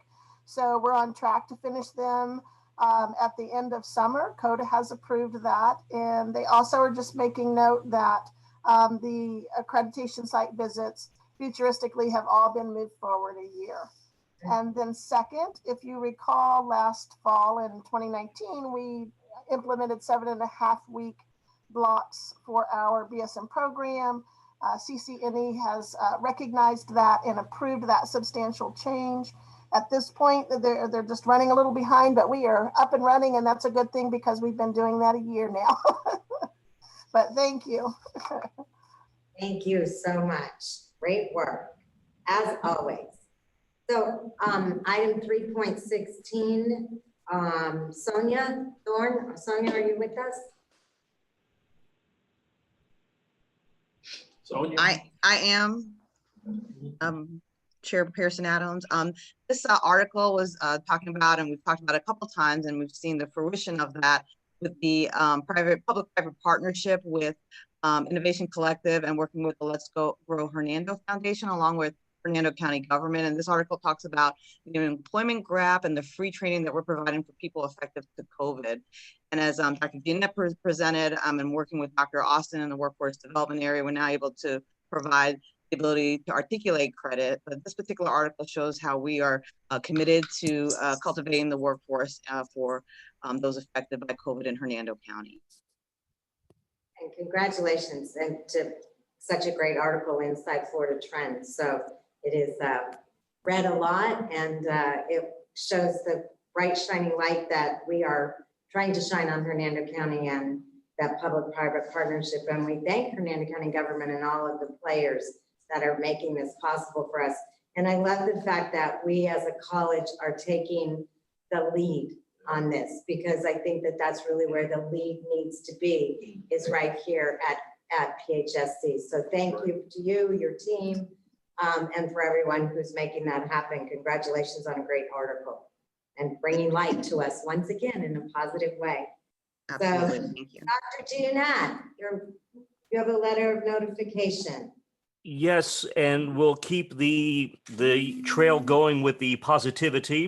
This is the golden letter from SAC-COC that solidifies the outcome of our 10-year successful reaffirmation. And of course, we're thrilled to receive this, again, indicative of the high-quality team excellence and collaboration, the hard work that yielded this outcome. Again, 0 recommendations. And as trustees and Dr. Beard, you've always just provided unwavering support throughout our accreditation journey. So we recognize you, and many thanks for that. Thank you. Thank you to your team again. Once again, great job, great work. So facilities. So I know that we voted on this and make this change this evening. Tony, you want to? So Tony, do you want to speak to this, please? Come in. I'll just add that all it is the placement of signs to make the public more aware of the potential hazards that may exist around the pond. Thank you. We appreciate that. So the monthly budget summary, Brian Horn. Yes, thank you. Basically, a summary, estimating where we'll be at year end. Again, revenue down, possible 6% hold back from the state.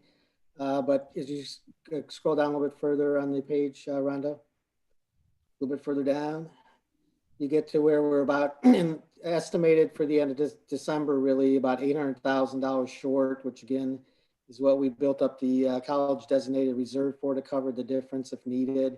Again, this is based on what we know through December.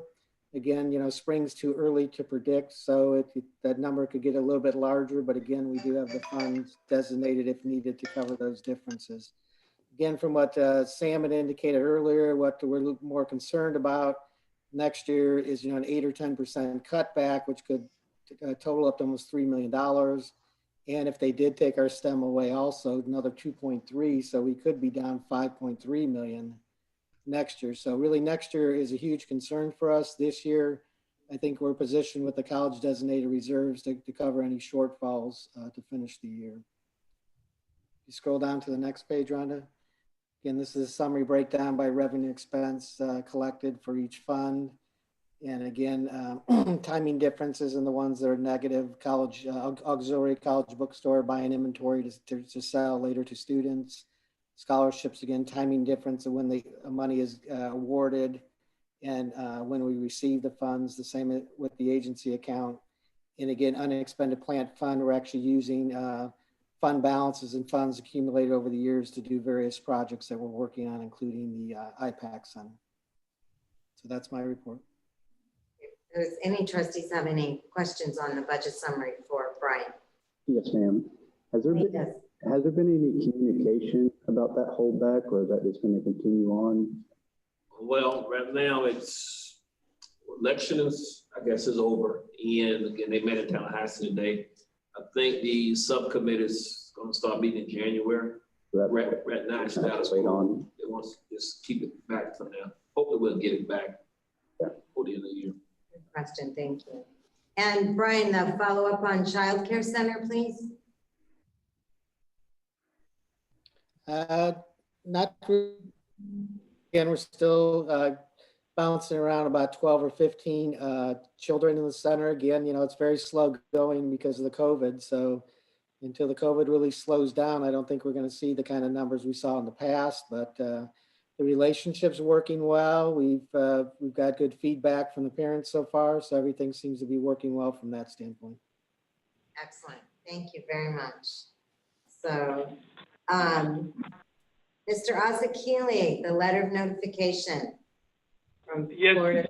Madam Chair, this is the annual letter of notification that the Center of Excellence has been funded again for the current year. So we are operating as we speak right now for about $12,500. And 6.4 is our response to Division of Colleges 2019-20 equity update review. They want to know about how do we respond or address certain equity related issues in along the lines of evaluation, and we provided that here for them. Thank you so much. Do any of the trustees have any questions regarding these two items? All right, thank you. Appreciate everything that you do. And appreciate you.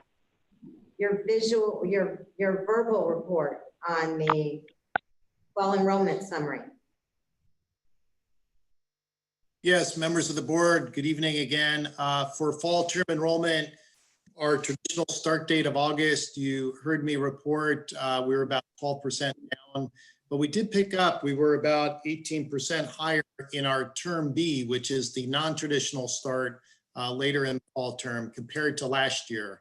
We don't have that much FTE enrollment in that B term, but we were up about 18%. And so that's a good sign. And then I'll give you a spring term enrollment update at our next board meeting. Thank you very much. Any questions regarding that? All right. And we move on then to Dr. Beard. Yes, this is for information. We did reappoint Dr. Lisa Richardson to our CSW, Commission on the Status of Women in Pasco County. Great. She served a number of years and she still served quite well. Thank you. All right. The rest of this is information regarding schedules and meetings. Well, we will have another virtual commencement ceremony. I think recordings, we're going to do this Thursday. Hoping that we'll be back doing them. I'm hoping not the spring, certainly by next fall. This is one of our signature events and we really miss that face-to-face. But nevertheless, we will have a fall commencement. One thing that we don't have on here is our IPAC, Instruction Performing Arts Center grand opening. We're hoping sometime in late February, early March, before they go back to legislative session, have a grand opening. And I think Dr. O'Farrell is scheduling tours.